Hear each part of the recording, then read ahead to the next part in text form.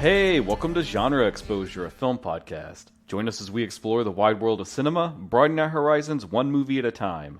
I'm one of your hosts, Dustin, and as usual, I am here with Jason. Hey, everyone. What's up, my guy? Yeah, doing all right, getting by. Yeah, cool. How about yourself? Oh, I'm all right. I bought new headphones for the first time in a while. Oh, really? Yeah. But you're not wearing them now. Are No. they like headphones for potting or just for like... Just for everyday listening. Okay. Yeah. You haven't tried them yet? If it says how outdated I am, I've never had a pair of like Bluetooth headphones. So, Oh, really? Wow. Yeah. Joining the modern age. Yeah, even I have the, Airbud things. Yeah. Well, all right. Well, let me know what you think. Sure. Maybe they'll want to sponsor us. You know. I doubt it. They're actually made by Orange Amplifiers, like the music gear company. Okay, yeah, cool. So, yeah. Orange is good. Shout out to them. They're like my favorite amp company. Oh, yeah, definitely. When it comes to music, but Every stoner band has to have an orange amp, it's neither here nor there. Today we were starting a new block all about slashers. Slasher films. And Back to horror. Dangerously started us out with the film Muck from 2015, directed by Steve Wolsh, which we'll get all into, and all kinds of crazy stories about its production, because this film had a Kickstarter to help finish its production. Okay. I'm anxious to hear that story because I actually don't know anything about it. Good. You'll get the raw reaction of Jason. And, Oh, you're going to get some reaction from Jason. I think this film elicits reactions. That's part of its goal. But before all of that, we're going to do all our usual stuff. Talk about what we've been watching, this and that. There's a little movie we need to talk about, probably Super Mario Brothers. You know it's coming. We do? One of us got it. We talk about it? I've got it if you don't. It's okay. But first, we are part of the Prescribed Films podcast network, and we love it. And there's all kinds of awesome shows you can go listen to fill your ear holes with. And once you're done listening to all of ours, Yes. the vast hours of entertainment we have provided you. For some reason you want to be a Prescribed Films diehard, they even have a special RSS link thingy that you can use that just serves you all the shows on the network. Nice. Which is awesome if you just need constant listening to Fill your ear holes with. good content about movies and media and other fun stuff. So go check that out, as always. Now, Jason, what have you been watching? Okay. I finally got around to watching one that had eluded me for some reason for a while. Okay. Perhaps because it is superhero related. Uh-oh. And I was feeling burnt out on all that. But you know what? I'm glad I went back and watched it because I finally went and watched Brightburn. Oh, okay. Yeah. The in 2019. Evil Superman. About the evil kid Superman, yeah. And you know what? I kind of loved it. Oh, okay. I thought it was really fun. I didn't expect that level of gore that the movie has. Yeah. I didn't expect that dark of a tone or a dark ending like it had. I was pretty surprised by those. It's not a perfect movie by any means. Yeah. Because it's obviously that the kid's being influenced by his alien heritage. And I think it would have been a lot more interesting if he just discovered these powers and then just naturally started acting evil like a, 12-year-old probably would if he had Superman powers. Kind of like Chronicle. Yes, right. But, having said that, I thought it was pretty effective. I thought it was a fun movie. See, I've never watched it just because I was like, I don't really need to see Superman's origin again. And I think you should check it out. You might be but... pleasantly surprised like I was. Okay. Well, where did you watch it? I watched it on Showtime, actually. Oh, weird. Okay. Yeah, I got Showtime right now because of Yellow Jackets. Oh, okay. Shout out to Yellow Jackets. It's really good. Check it out. Definitely for the genre fans out there. Oh, absolutely. Yeah. Absolutely. Cool. But yeah, that's what I was watching recently. How about yourself? So you think Showtime's going to keep their name? Because I know HBO Max is going... Oh, God, who knows? Going to just Max now. Yeah, I don't know why. Yeah. I don't know why they're dropping HBO. That's like... That's what it's they're been known HBO by, for 40 fucking years or something, Well, here's what I've got. The Super Mario Brothers movie. Okay. Though I do want to cycle back real quick to last episode. We recorded that going into the second weekend for the D&D movie, and you said you thought it was going to have a pretty big drop-off. Oh, yeah. I meant to bring Now, this up, too. Let's go back over that, because I think you had the number, what was it, 60% drop? I said it's going to be at least 50, but I predict 60. And what did we get? A 61%. Yeah. Ooh, that by any metric, that is harsh. That is fucking harsh. Even horror films don't usually fall that hard. And part of the reason it had such a drop-off is because that weekend, the Super Mario Brothers movie came out. That's part of the reason, but also I will posit that perhaps there's only a finite number of people who are going to go see a D&D movie, and they did the first weekend. I could see that too. Yeah. So, it doesn't have the mass appeal Hasbro wants it to. It's still extremely niche, and there's no way it's going to make back its budget. So. Sad times. But I think Mario movie did make back its budget, I'm pretty sure. Yeah, it had like one of the best opening weekends, I think, for an animated feature. Yeah. It was some ranking number. I didn't bother to write it down. But so what to say about this movie? Being hailed by many as the greatest video game adaptation ever made. Okay. I'm here to tell you that that's wrong and not true. Well, it is. Jeez, I don't know. Okay, I thought you had like something in your not head. off the top of my head, you know. Okay. I'll tell you, it's not the Street Fighter movie, but that one's fucking awesome. It's not Mortal Kombat, but that's pretty fun too. That's Battleship, isn't it? No. I try to forget that exists. No, so yeah, you know, it's the Mario Brothers. It's very faithful to the like idea of the game, the plot of the games. Tons of Easter eggs, like so many Easter eggs, just like overwhelming amounts of Easter eggs. They're going deep cuts, like they got references to the Wrecking Crew. Do you even know what that is, Jason? Probably not, I bet. Wow, you say that like I'm some sort of a infidel for not knowing. I mean, this is obscure. This is obscure Nintendo lore. I have no idea. Right, so the first game that Mario ever appeared in was called Wrecking Crew, and he was working for a construction company, and it was like an arcade game where you had to tear down like buildings. Okay. And in that, their boss is called Spike. So Spike is a character in this movie, and they posit that they were originally working for him on his construction company, and then left to start their own plumbing business. Okay. So the very lore of all the games is like super steeped in this, and I did appreciate it for that. However, everything looks right, everything sounds right, all the lore's on point, it's super cool, it's super fun, but there was just something about it, you know, like I found myself like none of the jokes really like hit hard, and I get on one level it's like a kid's movie, right? So sure, it's right. Technically not made for me, and I understand that. That doesn't mean that you can't still enjoy a kid's movie, sure, of course. But you know, like all the comedy really just, I would smile a little bit or like softly chuckle, but never really made me like truly and sincerely laugh an enjoyable amount of like, Okay. That's similar to my reaction to the D&D movie. Whereas by contrast, for me, the D&D movie, man, it had me rolling at some points. Mm-hmm. So that was a whole thing for me.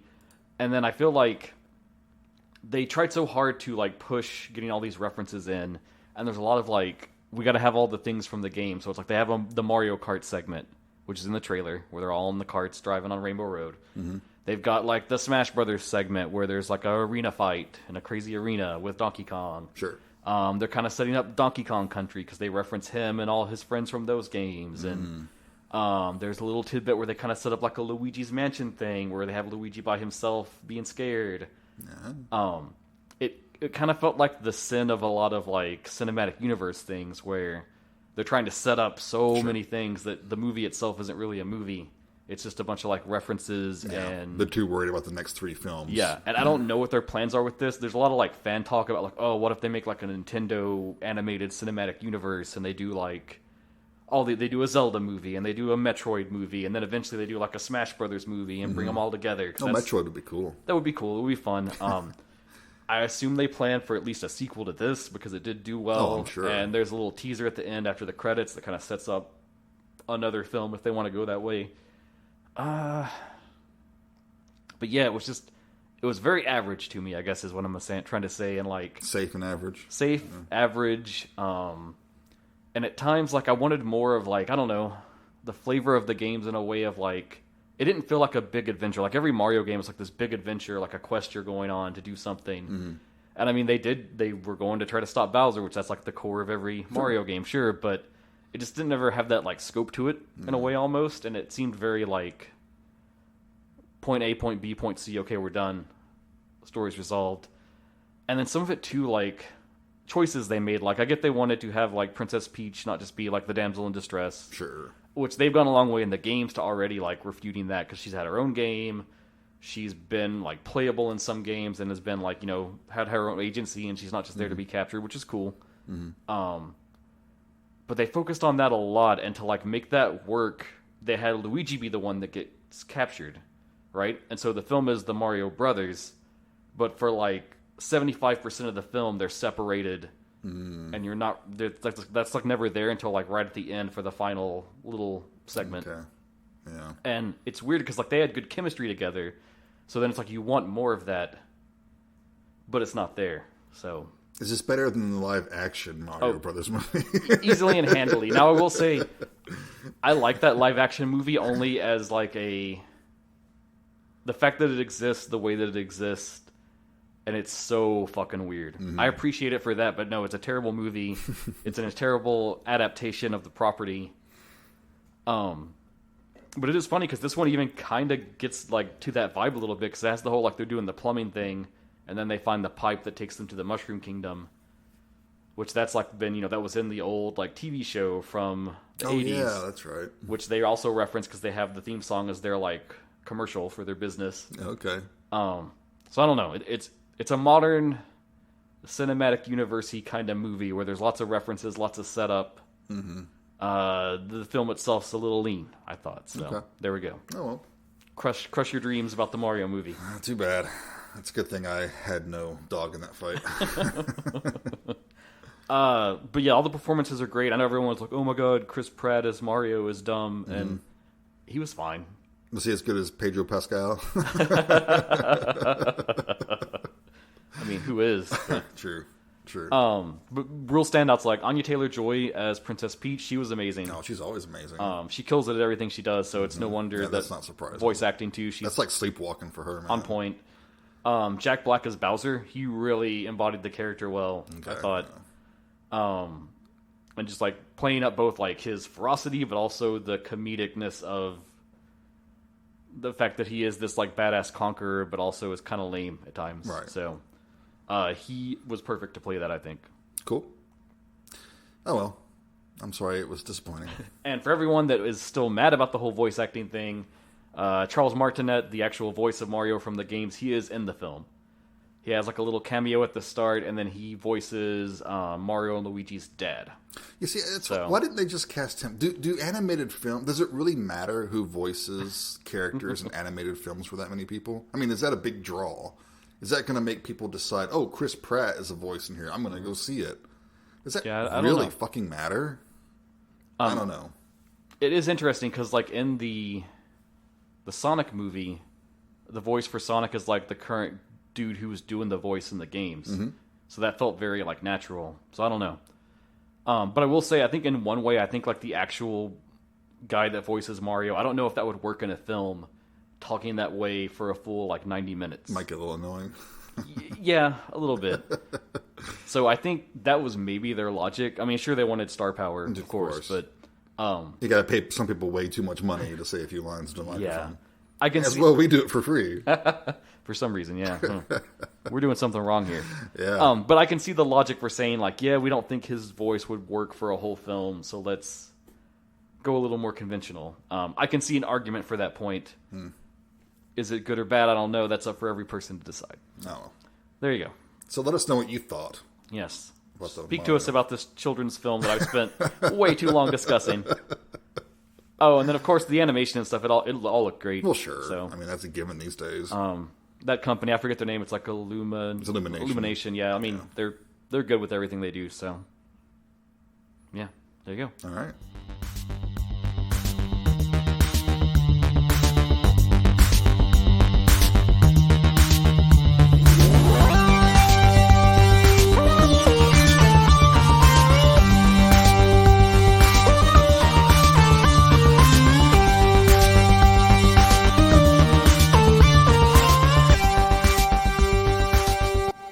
So today we are talking about Muck from 2015, directed by Steve Wolsh. Indeed we are. A slasher film. It is a slasher film. It is. I'll give you that much. It is a slasher film. I got the ball across the plate, everyone. Good job. I didn't pick Wishmaster. I thought about it, considered it. I said, is this a slasher? Is it a slasher? Sometimes I wonder if A Nightmare on Elm Street's a slasher. Yeah, but there's a lot of stalking and...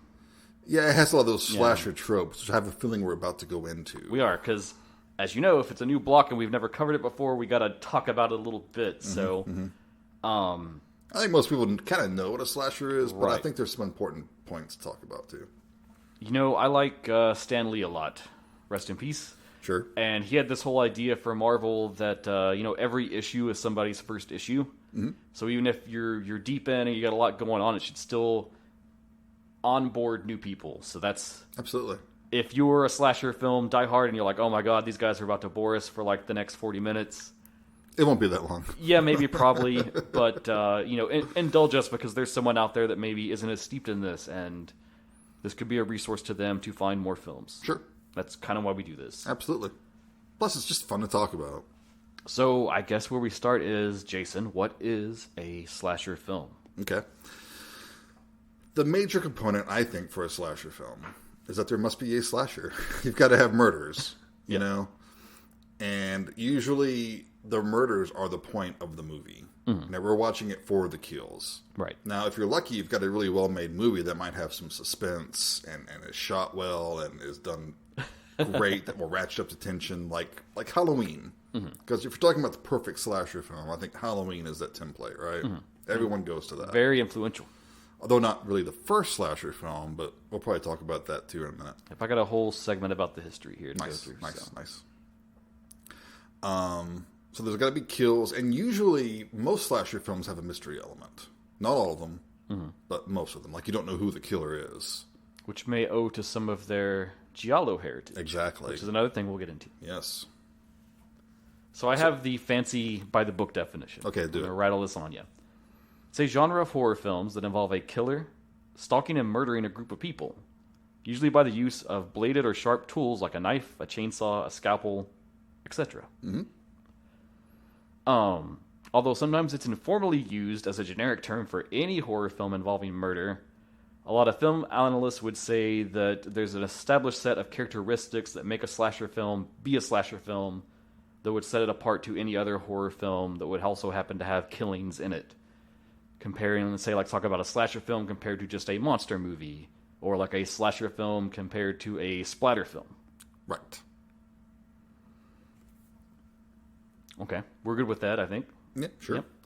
No, when you say a splatter film, you're talking about stuff like the old Herschel Gordon Lewis movies from the 60s, right? Yes. Where it's all just about blood and... Yes. Yeah.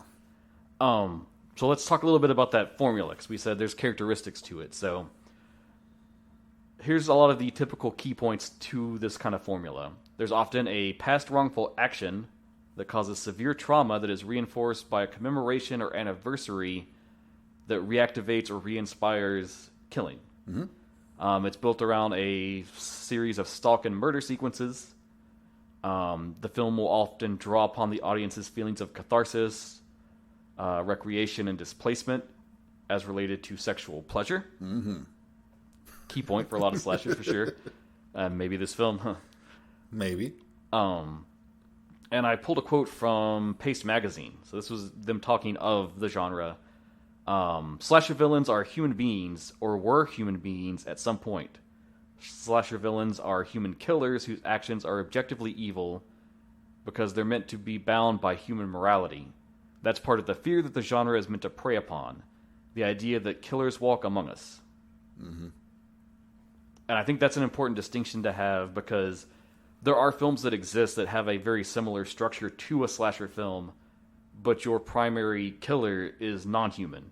You can look at something like Alien or even The Terminator. Right. If you're just looking to check off stuff on a list, those can check all the boxes. Or Wishmaster. Or Wishmaster, apparently. But they're missing just that one little part, I think, to be the whole shebang. Right. Which I guess is how Freddy slides in, because he used to be human. Yeah.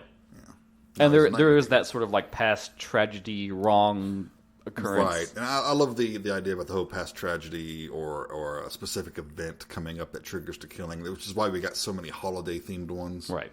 We got Halloween, we got Graduation Day, we got... Friday the 13th. April Fools. April Fools, yeah. Yeah. New Year's Evil. And Muck is set on St. Patrick's Day. So. I noticed that as I was watching it. Yeah, so this one is playing up to that too. But I don't think that the holiday is an inciting event. There wasn't someone who was scarred on a St. Patrick's Day because they had to dress up like a leprechaun or something, and now they're going to get revenge. Fair enough. I think it was just the coincidence. My Bloody Valentine, that's another good one. Oh, I love that one. Right. So then the other key aspect, I think, is what's called the final girl trope, which I'm sure we all know, but this is the idea that you have a young woman who is sort of the final survivor of the film, left alone to face the killer's advances and resolve the plot. Mm-hmm. Laurie Strode being the preeminent example. Mm-hmm. And then often, but not always, coupled in with this, the final girl will be sort of the virgin among the group, or be more virginal in quality. Right. That's when you get into the fable aspect of slasher films. They're very puritanical in their way. Often, yes. And it's very much it's very much a fable. It's like a fairy tale. You know, it's like you do these bad things, and bad things are going to happen to you. Mm-hmm. And then I think the last top level thing before we go deeper. Also, a lot of slasher films that had sequels and became a whole franchise. For their franchises, the villain often would take on a protagonistic sort of element. They become the anti-hero. Where the series is often more about the exploits of the villain and going after their victims than actually the story of the victims themselves. Yeah. And that's embodied by all our favorite big guys: Michael Myers, Freddy Krueger, Jason Voorhees, Chucky, Leatherface. Yeah, you don't care about the victims anymore. Right. You're in it purely for the kills and for the... It's the ongoing saga of what's going on. How did Jason come back this time? What's he up to? Right. What roused him from the lake this time? And it's also interesting because I typically don't like to throw a lot of supernatural movies into the slasher, genre. Mm-hmm. But they all tend to eventually go into a supernatural area eventually, just to justify their own existence. Unfortunately, you have to keep it going, and how can you keep kicking the can at some point? Right. At some point, they're so definitively dead, there's nowhere else to go. Yeah. You got to bring them back to life with a lightning bolt. Raise them from the dead as a zombie, mm-hmm. or there's an evil... girl with psychic powers has to fight them. Yeah, or a witch cult that is secretly masterminding everything. Oh, you mean the Thorn? Yeah. But there are exceptions to this, like Scream, which I'm sure we'll have to spend a little bit of time on because it was such a big impact on the whole thing. But that's undeniable. It, rather than focusing on the killer, swings everything around its protagonist, Sidney Prescott, mm-hmm. except for this latest one. But that's its own thing. So, have you seen it? The latest one? No, I have not yet. Because you're a big Scream guy. I wasn't able to make it out to the theater. My schedule was crazy. Yeah. Okay. And I'm sad because it's got Jenna Ortega in it. Oh, yeah. Well, she's... Yeah. Much love. Mm-hmm. Keep doing horror films. Absolutely. So yeah, I think top level, that's good. So let's go through the history of how we got to these slasher films, and maybe along the way we'll learn some stuff. Okay. So if we go like a core thing on this, right, it's about the kills. We said that. You set that up. Mm-hmm. Yep. So the appeal of this idea of like we want to watch violence be inflicted upon people, that goes back thousands and thousands of years. That goes all the way to things like ancient Rome. You've got the Colosseum, gladiatorial fights. Your real life tortures and horrors and things like that. That was entertainment. And yep. There you go. And then over time, those became more fictionalized accounts, and they became very marketable. You've got stuff like in the late 19th century, you had the Grand Guignol horror-type plays, which leaned into all of that. Bloody deaths. Yeah, I've got a book about the Grand Guignol somewhere over there. It's very interesting. It's very cool. It's basically horror films done as stage plays. Yeah, it was all about torture. Yeah. It was very gothic, and let's see. And then some people, when films began to be a thing, they kind of leaned into that appeal to try to attract people in. You have stuff like Maurice Tourneur's The Lunatics from 1912, which tried to include elements of visceral violence to appeal to that style of storytelling. Mm-hmm. However, in the United States, due to outcry of films like this, that eventually led to the passage of the Hays Code in the 1930s, which we've talked about in other episodes. Yeah. So that was sort of the first set of industry guidelines that would restrict the use of sexual content and violence that was considered unacceptable. Yeah, it was Hollywood censoring itself, basically. Mm-hmm. To avoid outrage and controversy. Bad guys always had to be punished by the end. Some other early influences, just to lay these out, in horror literature, you had the crime writer Mary Roberts Reinhardt, with novels like The Circular Staircase from 1908, which became a silent film, The Bat in 1926, and that was about guests in a remote mansion being menaced by a killer in a strange mask. Mm-hmm.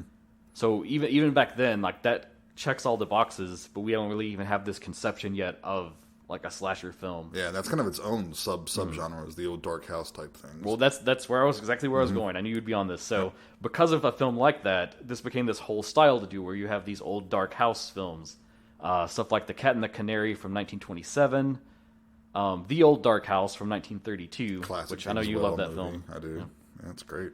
And they all kind of had the same premise of you have a group of people and they wind up at this strange, mysterious house out in a remote location, and there's a killer among them. And something interesting, especially with something like The Cat and the Canary, it's like people thought, like in the movie, you think, oh, there's ghosts or some sort of spirit, but by the end, they're always revealed to be human. It was very Scooby-Doo. Yeah, because back then you couldn't have the supernatural couldn't be real.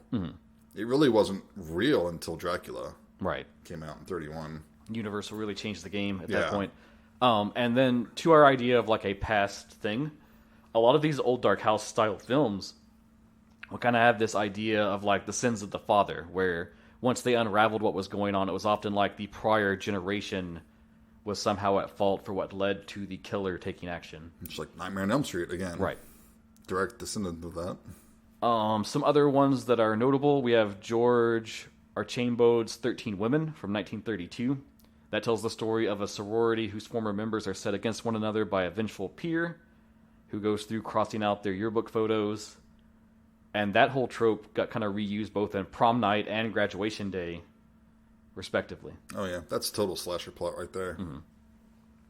Some other early examples of a maniac seeking revenge against a group of people. There's things like The Terror from 1928.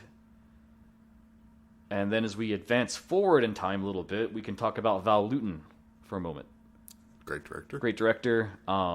In his long-reaching hand of influence in film, we've got stuff like The Leopard Man from 1943, which is about a murderer framing his crimes against women on an escaped show leopard. The Scarlet Claw from 1944, which had Basil Rathbone as Sherlock Holmes, but he's investigating a series of murders that are committed with a 5-pronged garden weeder that the killer would kind of raise up and then menace his victims with. Classic slasherism. Total slasher element. Let's see, we have The Spiral Staircase from 1946, and that had Ethel Barrymore as a sympathetic woman trying to survive against a black-gloved killer. Ooh, Argento inspired. Well, yep. Got inspiration from that. And speaking of The Spiral Staircase, that's also one a lot of people point to as like an early example of having jump scares in a film, where there's kind of a fake-out moment to get a reaction out of the audience. Also in this time, we got to talk about Agatha Christie just a little bit. Yeah, 10 Little Indians. Yep, that's the next one I was going for. That has inspired so many slasher films. I mean, that's Friday the 13th right there. Right. People just getting knocked off one by one. And that even had some of the, I guess some of the like playful elements you see in a lot of slashers. Like they had the idea of like the murders would mirror verses from a nursery rhyme. And so then you go to something like Nightmare on Elm Street and you have the little like nursery rhyme song about Freddy. Or also in all the Gialli, you know, like some of, what am I thinking of? Deep Red. There's like a nursery rhyme element in that. Some other ones from this time, you've got things like House of Wax from 1953. Classic. The Bad Seed from 1956, which all kind of drew on the literary influence of Agatha Christie into their filmmaking. So then that brings us closer on to the 60s, where we have to pause for a moment and talk about Psycho. Psycho and one other film I would posit. Okay. Peeping Tom, same year. I had it in my list. Okay. Yep. All right. Those are the two big ones. I think without both of those movies... Now, Psycho is better well known, obviously. Oh, yeah, for sure. But without both of those films, I mean, you've got the blueprint for slashers right there. Psycho changed the game in a lot of ways. And we don't need to get into that too much. You all know Psycho. Everyone knows. Everyone knows. If you don't, fucking stop listening and go watch Psycho. The original. But I mean, it's iconic. And even its score kind of set the foundation for like a lot of slasher scores. Yeah, those high strings. The high strings, yeah. And then like those moments where they hit like along with the kill. And then Peeping Tom, just to highlight it, its main thing is it was one of the kind of first in the game to give you that killer perspective. Yep. Where you got the POV from the killer's eyes as the stalking and the murdering is occurring. And it's also incorporating him making film with the murder. It's just dovetail. It's like, it works on so many levels. It's amazing. Amazing movie. If you haven't seen Peeping Tom, for some reason, it just doesn't get the love it deserves. Yeah, circle back for that one for sure. Go watch it. So Psycho was nominated for 4 Academy Awards, and it drew a lot of attention to be like, hey, these films can be profitable, and they can be like a good vehicle to work in. Mm-hmm. And so that suddenly made all the film studios look over and say, we can do this too. Yeah, there's money in them there scares. Yeah. And then we got kind of a series of a lot of, like, not quite copycats, but, like, you know, they were riding that coattail. So you've got stuff like where they took, like, bankable movie stars and dropped them into a horror film. So you've got, like, Joan Crawford and William Castle's Straight Jacket from 1964. Yeah, I love Castle. I've got a weakness for his films. Jim O'Connelly's Berserk from 1967. Oh, yeah, it has Albert Finney. I met him. Mm-hmm. He was at a hotel I worked at, yeah. Oh, wow, that's really, awesome. Really funny dude. And yes, his drinking is legendary, and I can attest to the fact that he loved his alcohol. You've got Night Must Fall from 1964. And then there's Corruption from 1968, which had Peter Cushing. Ooh, the man. Speaking of Cushing, if we hop over to over the seas there, we've got Hammer Studios, very prolific during the 60s. And they had their own line of sort of psycho-inspired films, like Taste of Fear from 1961, Paranoiac from 1963, Nightmare from 1964. A lot of one-word titles that evoke Psycho. Yeah. And then Hammer's rival, Amicus. Yay, Amicus. They tapped Robert Bloch, who wrote the novel for Psycho, to make the script for Psychopath from 1968. Nice. Also in the 60s, we had things like Francis Ford Coppola's debut film, Dementia 13. Great title. Kind of a boring movie. Takes place in an Irish castle and kind of channels that old dark house energy. Mm-hmm. I think I'm good on all those. So as we're approaching closer and closer to the 80s and the 70s and the 80s, which is where the slasher genre really took off. Oh yeah. What are some of the like subgenres that kind of bleed into this? So we know giallo. We've talked about that before. There's also splatter films, which you set up a second ago. Richard Gordon Lewis's Blood Feast. And then 2000 Maniacs, things like that. Krimi films. So I wanted to run over those all real quick, super fast, because I know this is long. But So splatter films, their whole thing is it's all focused about gratuitous gore. Yes. And the most iconic representation there is Herschel Gordon Lewis, as you said, with films like Blood Feast, or Color Me Blood Red. Color Me Blood Red. 2000 Maniacs. Wizard of Gore. Gruesome Twosome. Wizard of Gore, yeah. And he had his own copycats, like Andy Milligan's The Ghastly Ones. Andy Milligan's a hack. I still got to go through that box set. I do want to watch some. I'm not eager to start I haven't seen them all. So that's splatter films, good. Krimi films, that's a little more obscure. So, post World War II, Germany started this whole spree of adapting British writer Edgar Wallace's crime novels into films, and that's what became the Krimi film. Yep, German movies, right? Yeah, they were released through the 50s and on into the early 70s, and often had villains that would be in bold costumes. You kind of have almost this noirish jazz score. But at the same time, there was a lot of like slashery, giallo-esque elements. Yeah, and they're almost like superheroes too in a lot of ways. They're larger than life and like Diabolic. It's not strictly Krimi; it's Italian. Yeah, but Diabolic is a great example of that. It channels that energy by Mario Bava. Some iconic ones to look for: Fellowship of the Frog from 1959, which had a murder terrorizing London, and then there's also The Green Archer from 1961. Now, Krimi films are something I haven't seen a lot of. I'm waiting for when that's like the it thing for all the boutique label companies. Oh, yeah. Because they've gone through gialli pretty good. Mm-hmm. But now we're getting a lot of like Hong Kong, Cat 3 stuff. Yeah. So I wonder when that's going to be like everyone starts snatching those up to remaster. Yep. I'm excited for that day. So, then giallo, I don't think we need to go into that one too deep, just because we did a whole block on it. You can cycle back and listen to that. I think even when we covered it as a genre, we talked about its influence on the slasher. Oh yeah, I think without giallo films, there would be no slasher films. I think that's a very important step in the evolution. A few notable ones I just want to highlight for this connecting point: Sergio Martino's Torso from 1973. Good movie. So that's got a mass killer preying upon beautiful co-eds, and there's this whole like retribution for past misdeeds angle in it. Mm-hmm. And it has the same thing where it breaks down into at the end you've got a final girl, and she's in this isolated villa alone with the killer, struggling for survival. Mario Bava's A Bay of Blood from 1971. has this whole like campy lake setting. It really could be argued Bay of Blood is the first slasher. Yeah. A very proto Friday the 13th. Yeah, and the filmmaker said, "Oh, we never saw Bay of Blood." Are you sure? But so through the 70s, Gialli kind of like had a good time. As it got further to the end of the 70s, despite having some successful ones like Deep Red, the appeal for Gialli kind of fell out of fashion. People were looking for something else. So the early 70s saw an increase in exploitation films. Tried to lure people in with these sensational moments of sex and violence. Mm-hmm. And so they too have a little hand in like the stew here of the slasher film. You've got stuff like And Soon the Darkness from 1970. That's one of those ones where it's very much like a low budget, but they do a lot with it, which is another hallmark of a slasher film for sure. Let's see, Fright from 1971. That has the whole like babysitter with a man upstairs motif. Mm-hmm. It's a Pete Walker film, isn't it? Yes, it is. Another filmmaker who I really haven't seen a lot of his stuff. And then by the mid-70s, you had a lot of pushback from certain parties on this whole exploitation film angle, just for their, political incorrectness.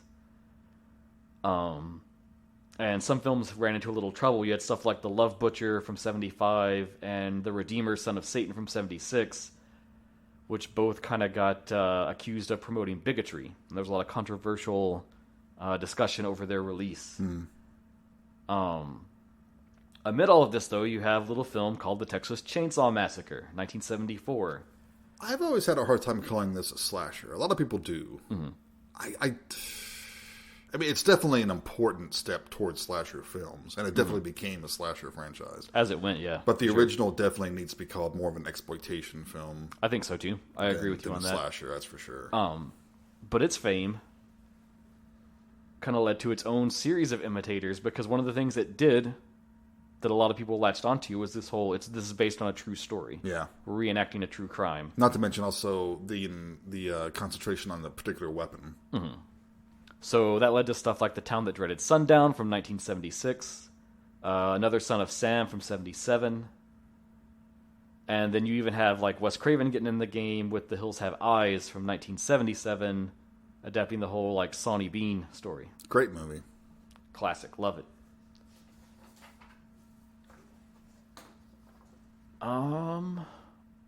So also in the 70s, you had a lot of, on this exploitation chain, holiday-themed ones. You had stuff like Holidays from 1972, Silent Night, Bloody Night from 1973, and then a little film called Black Christmas from 74. And this is the most important movie we've talked about so far when you're talking about slashers. Yeah. This is the first slasher film. For me, this is where it really starts. And, and it's odd, this is the same year as Texas Chainsaw. Mm-hmm.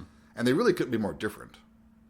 And that's part of why I'll agree with you that I don't think the first one at least isn't a slasher, because it's so afield from the formula, I think. Mm-hmm. Right. But Black Christmas, I mean, everything is there. Mm-hmm. Everything is there. You've got your killer. You got the POV shots.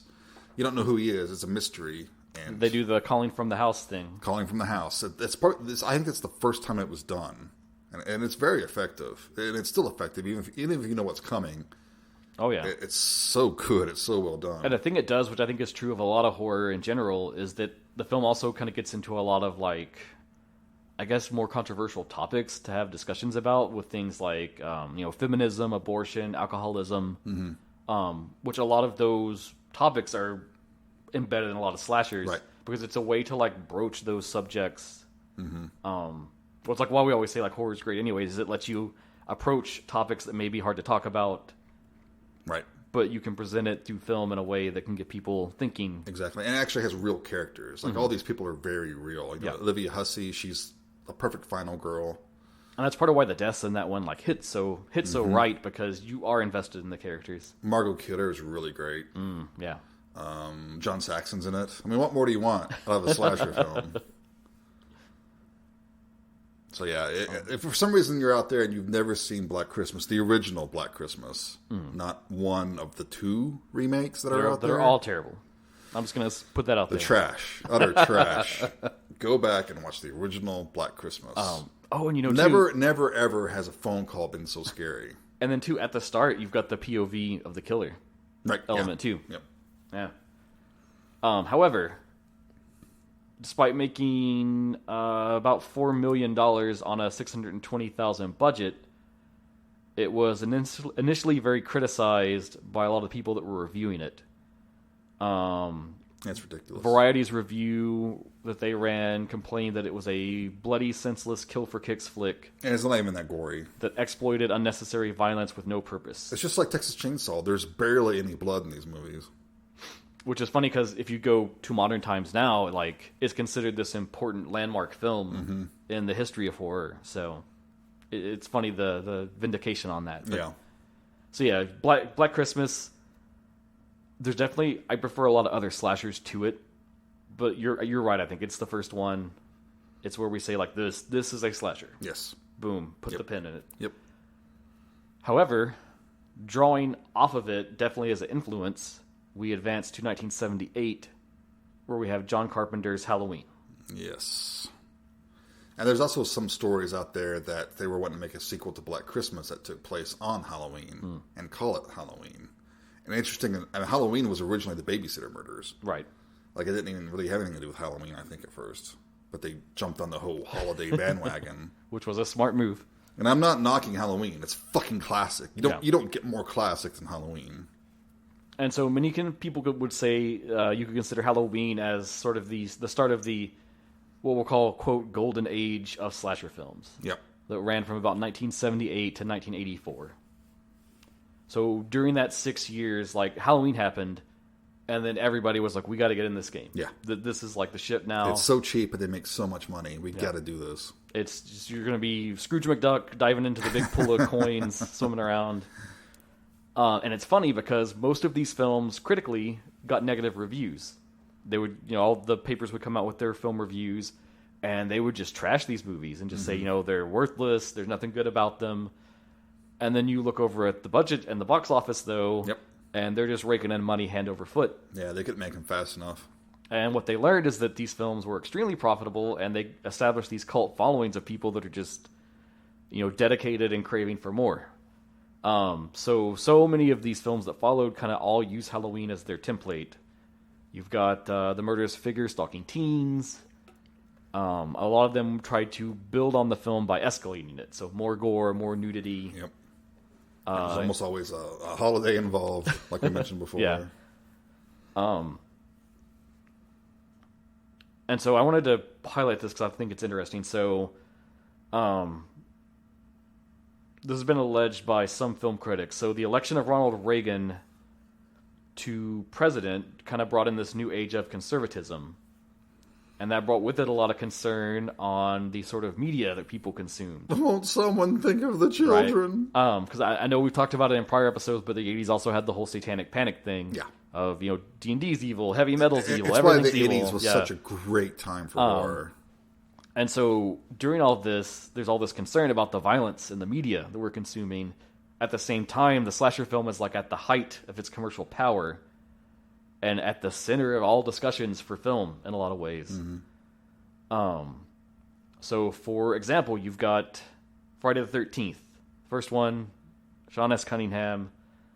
It becomes this sleeper hit that ends up being the most commercially successful slasher film of that year. Yeah. It grossed more than $59.7 million and sold nearly 15 million tickets in North America alone. And its budget was like, what, 200,000, something like that? Yeah. Less? It's probably a bit more than that. Crazy. I think Halloween was around 200,000. And so it's decidedly, any way you want to slice it, it's a huge success. And yet Paramount got all this criticism, basically saying they were lowering themselves to release these violent exploitation films just to get the money. Sure. They're just in it for the money. That's all movies. That's the only reason any movie gets made is for money. And then you had certain film critics that really had it in for this genre. Siskel and Ebert. I copied it to go over just because it makes me laugh every time to say it. Siskel, in his Chicago Tribune review of Friday the 13th, revealed the identity and the fate of the film's killer in an attempt to hurt its box office. Yeah. And then also provided in the review the address of the chairman of Paramount Pictures so viewers could write in and complain. And Betsy Palmer's address. Yeah. Just ridiculous. What? What an asshole. What a fucking asshole. And so there's also criticism of the MPAA for giving Friday the 13th the R rating. And it's so tame now. You look at it now and it's like... People thought it should have been higher, but it's like, really? Huh. And then the funny thing is that film exists, and so then the ones that take inspiration from it and go forward, they kick it up another notch and try to go more violent, go gorier. I mean, stuff that came out 10, 12 years before this were gorier, and they're held as masterpieces, like The Wild Bunch. Yeah. You know, or... the one with Warren Beatty and Faye Dunaway. Help me out here. I see the poster. The mobsters. Yep. I don't know why I'm blanking. Bonnie and Clyde. Bonnie and Clyde, thank you, yes. Those were all gore fests, but it's okay, because it's not a slasher film. So it's funny, because this rising criticism on, like, won't they think of the children and everything, eventually it was part of the decline of the slasher for a while. And so as this started to wane, though, you did get a few hits that kind of revitalized that energy, notably Wes Craven's A Nightmare on Elm Street. And it kind of changed the game by bringing in more of the supernatural elements while still holding to those like key elements that make a slasher. No.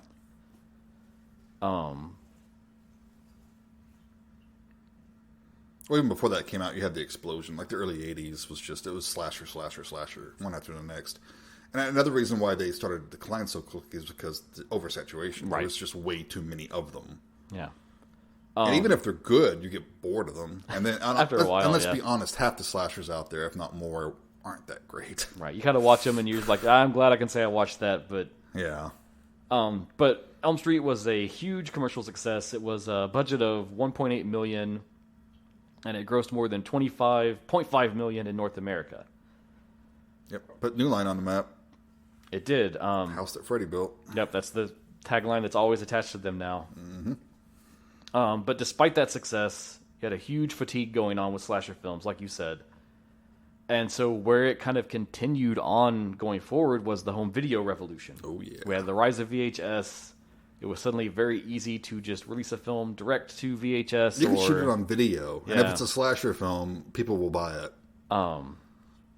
And so, and I pulled this. I wish I meant to save the article, but I didn't. But this was from an article, but it said, without the major studio backing for theatrical release, slasher films became the second only to pornography in the home video market. Yep. That's awesome. And so some of the holdover films, as we moved past this time, you had things like The Mutilator from 1985. So funny. Blood Rage in 87. Also funny. Killer Party from 86. And that led to a series of kind of this whole Slumber Party Massacre movies. I mean, just like you were saying, like this whole punk rock ethos of like anyone can grab a camera and go make one of these. Yep. And so that led to a lot of shot on video slashers with stuff like Blood Cult from 85. Sledgehammer. Truth or Dare from 86. Oh, that's a piece of shit, man. Have you ever seen that? Yeah, it's Tim Ritter, and I love him. So. Oh man, you're insane. That movie sucks. And then you had some on the fringe that were kind of lesser known. You had things like Sleepaway Camp, Slumber Party Massacre, which you brought up. Silent Night, Deadly Night fleshed out into its own series of sequels. Mm-hmm. Of course, the big ones continued to have sequels all throughout the 80s and on beyond. Friday the 13th, Elm Street, Halloween. But there was always that... Some of them are still going. There's always that diminishing decline, though. Oh, yeah. And then even, speaking of the impact of like Freddy and Elm Street, it also got its own series of sort of inspired copycats with stuff like Bad Dreams from 1988, Dream Demon, Deadly Dreams. Brainstorm, yeah. There were a ton of those. A ton of The Prison. Yeah. And so by 89, a lot of this had kind of faded from public interest. You had a lot of box office failures then. Jason Takes Manhattan in 89, The Fifth Elm Street, Dream Child, Revenge of Michael Myers. All of these had pretty middling box office sales compared to what it was before. There was a clear drop-off. And due to this decline, the rights to Friday the 13th and Halloween were sold to New Line and Miramax, respectively. For me, when going to the theater and when I realized that the slasher was well and truly dead, wasn't until 1992 when I went to go see Dr. Giggles. And I'm sitting there and I'm like 2/3 of the way through this movie and I'm like, oh God, the slasher genre is truly dead. I didn't even stay for it. That's the only movie I've walked out on. It was that bad. Wow. For me. And so New Line had this whole idea that now that they had both of these properties, they were going to work toward a crossover, and that would be their big profit return. So to set this up, you had Freddy's Dead, The Final Nightmare in 91, which is utterly abysmal. So bad. And Words cannot express Jason Goes to Hell, The Final Friday in 93. Also terrible. Fuck you. I know what you're going to say. Fucking amazing and terribly underrated. One day we will have it on this show so that I can vindicate it. Dude, it's a steaming pile of shit. Sorry. The day is coming and you shall see. There's like one good kill, maybe two. Meanwhile, with Miramax at the helm, Halloween went into The Curse of Michael Myers, which had terrible fan reaction. Let me guess, you love that one too, you freak. So I don't love it, but I like it more than a lot of the Halloween sequels. Well, I mean, especially with the last three. Yeah, it looks like a fucking work of art compared to those. So the 90s became a kind of a dim time for the slasher a little bit. But they kept trying. Especially on home video. Because you would still get slasher movies all the fucking time. And sort of the inspired ones within the creative community realized that you kind of needed to change the game again, right?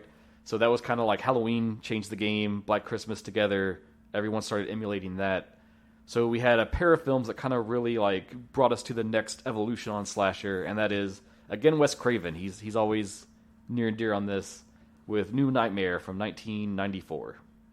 Almost a proto-Scream. Proto-Scream, which Scream is the next movie I was going to bring up in this set.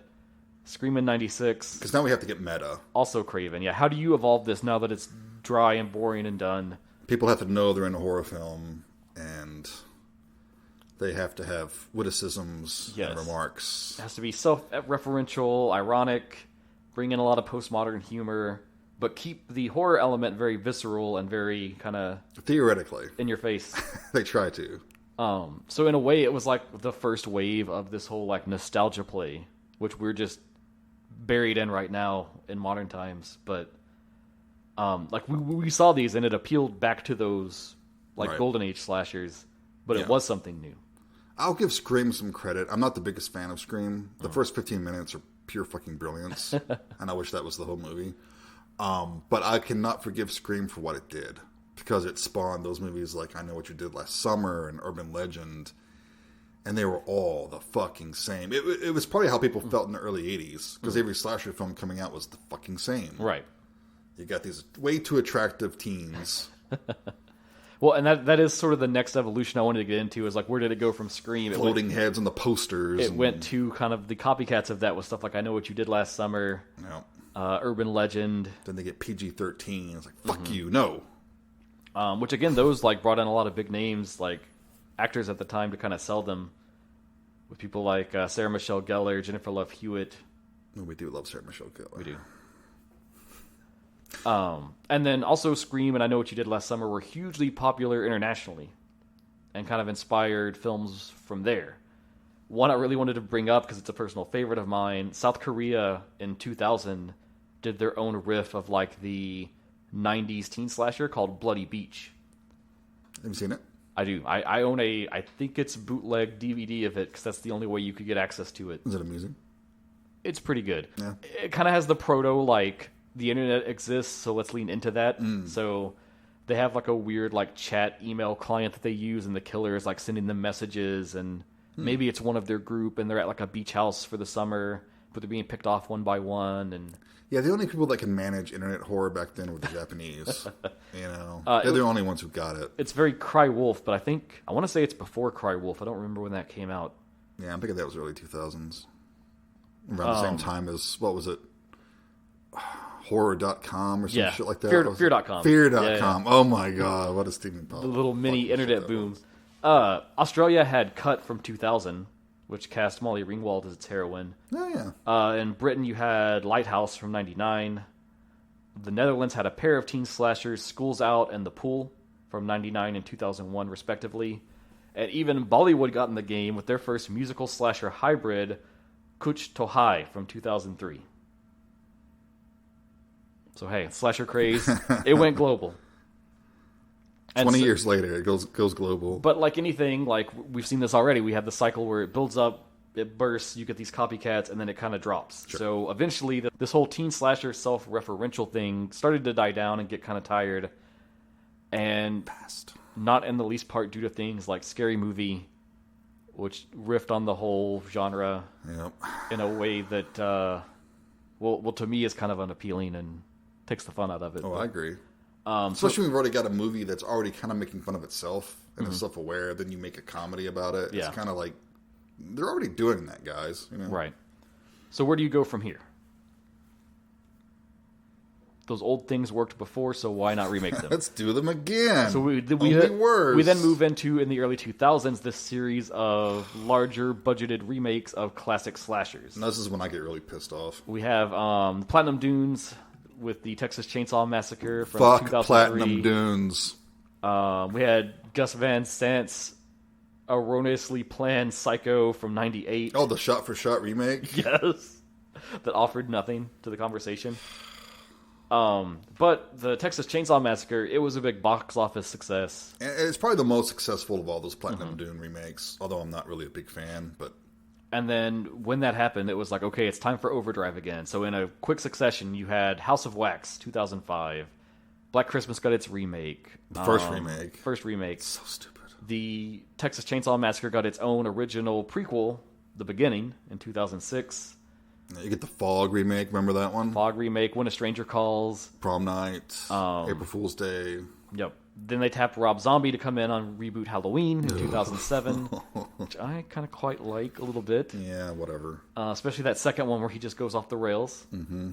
The Hills Have Eyes got a remake. Which wasn't bad, actually. It wasn't a bad remake. Those are all right. I like how brutal they are. It was very really brutal. Lean into it. But not as good as the original. Mm-mm. And this all peaked at the end of the early 2000s with stuff like My Bloody Valentine's remake, Friday the 13th, Barf. Last House on the Left, Sorority Row. Make Last House on the Left. Fuck you. Stepfather.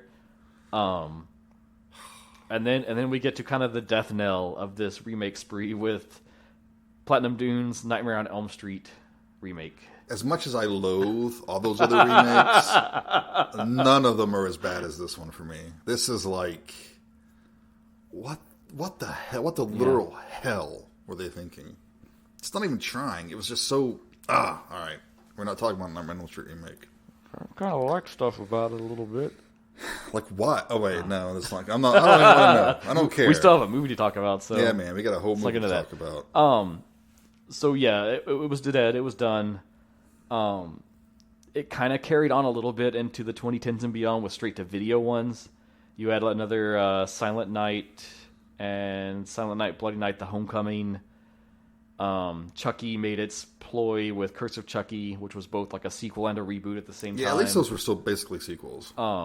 They tried again with Texas Chainsaw 2013. They tried a few times. Texas Chainsaw 3D, which kind of billed as like a sequel to the original film. Do Your Thing, Cuz. Yeah. They keep trying to make those, and they keep sucking. It was going down. It was kind of done for a while, and where we saw like this really continue, like there was every now and again there's indie stuff, there's low budget stuff. So I'm just thinking that Netflix Texas Chainsaw Massacre, which is fucking awesome. Dude, it is. It's so... Dude, it's a piece of shit. It's so mean-spirited. I fucking love it. It might be mean-spirited, but it's still fucking ridiculous and stupid and... Alright. In a sea of rebootquels, I appreciate it. Dude's like, what, 75? The chainsaw still happens to work. It's been in the wall for how long? Alright. So a lot of this kind of made the jump into the television world, because getting closer to modern times, TV production has really become something more than what it used to be, has a lot of the theatrical elements to it. And so after stuff like AMC's The Walking Dead and American Horror Story from FX, you begin to see a lot of like slasher-based horror series get made. You had A&E's Bates Motel. It was actually quite good. I recommend that highly. I never went into it, but I was intrigued. It starts off a little rough, but man, it gets very good.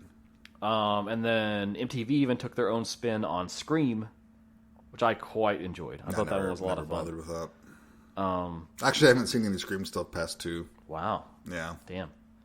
And then you had some that were kind of like adjacent, but they drew on a lot of the tropes. You had stuff like Freeforms, Pretty Little Liars, and then the CW's Riverdale, which kind of leaned those tropes into like a young adult demographic.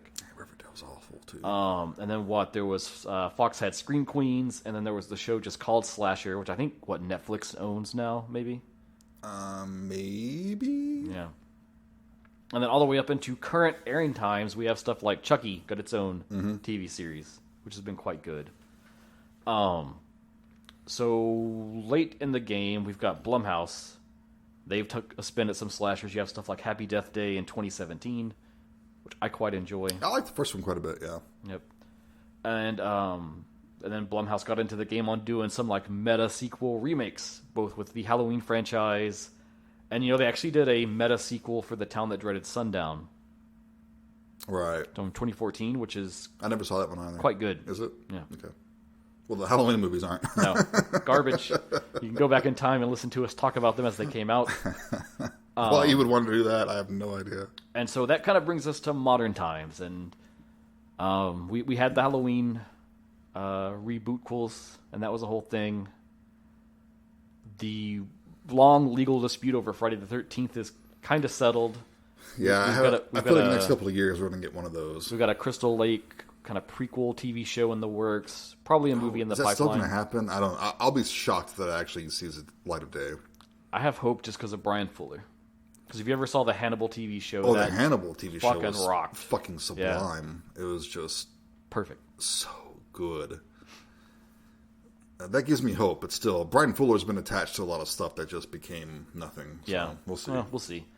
And I feel like every year you just hear people talking about Elm Street, like it seems like it's time for Freddy to come back, and I don't know if it's going to happen, but I don't know. People said this about Bela Lugosi and Boris Karloff and so many other actors, but Freddy is Robert Englund. Yeah, and I actually did kind of like Jackie Earle Haley. I kind of liked his take. See, that's one of the things I appreciate about that film, because they wanted like a very no joking to him Freddy. Right. He was kind of scary again. The makeup I wasn't exactly sold on. But still, Freddy is Robert Englund. Right. It's hard to get past that. Yeah. Anyway, that's also why Wes Craven's New Nightmare didn't work too well for me, because that Freddy... It's not Freddy. Yeah. And I know also on a meta level, it's not Freddy. Right. It's a demon that's assuming the story to influence the world. But yeah. I wanted to leave us on this. So where our slasher films are going. We've caught up to the modern time. We're going to the future now. And I thought this was worth mentioning just because it was kind of fun, and there is a precedence for this. There's kind of a new subgenre in the mix here with killer animatronic themed slashers. And this all spawns out of the video game Five Nights at Freddy's. Mm-hmm. If you play video games at all, I'm sure you know about it. My nephew was shocked at me what that was. Hard to get away from it. It's had hype for a while, and people have been wanting a film of it, and it got optioned, but it's been in this production limbo. So in the meantime, you've had copycat films kind of come out on the premise. You had the Banana Splits movie in 2019, and then Nicolas Cage starred in Willy's Wonderland in 2021. Mm-hmm. But if you're keeping up on your horror news at all, you know that the Five Nights at Freddy's film is happening, and it's coming. What is it, this year? Next year? It's soon. It's soonish, I think, yeah. We'll see. It could be a big deal. It could be a stealth nightmare movie.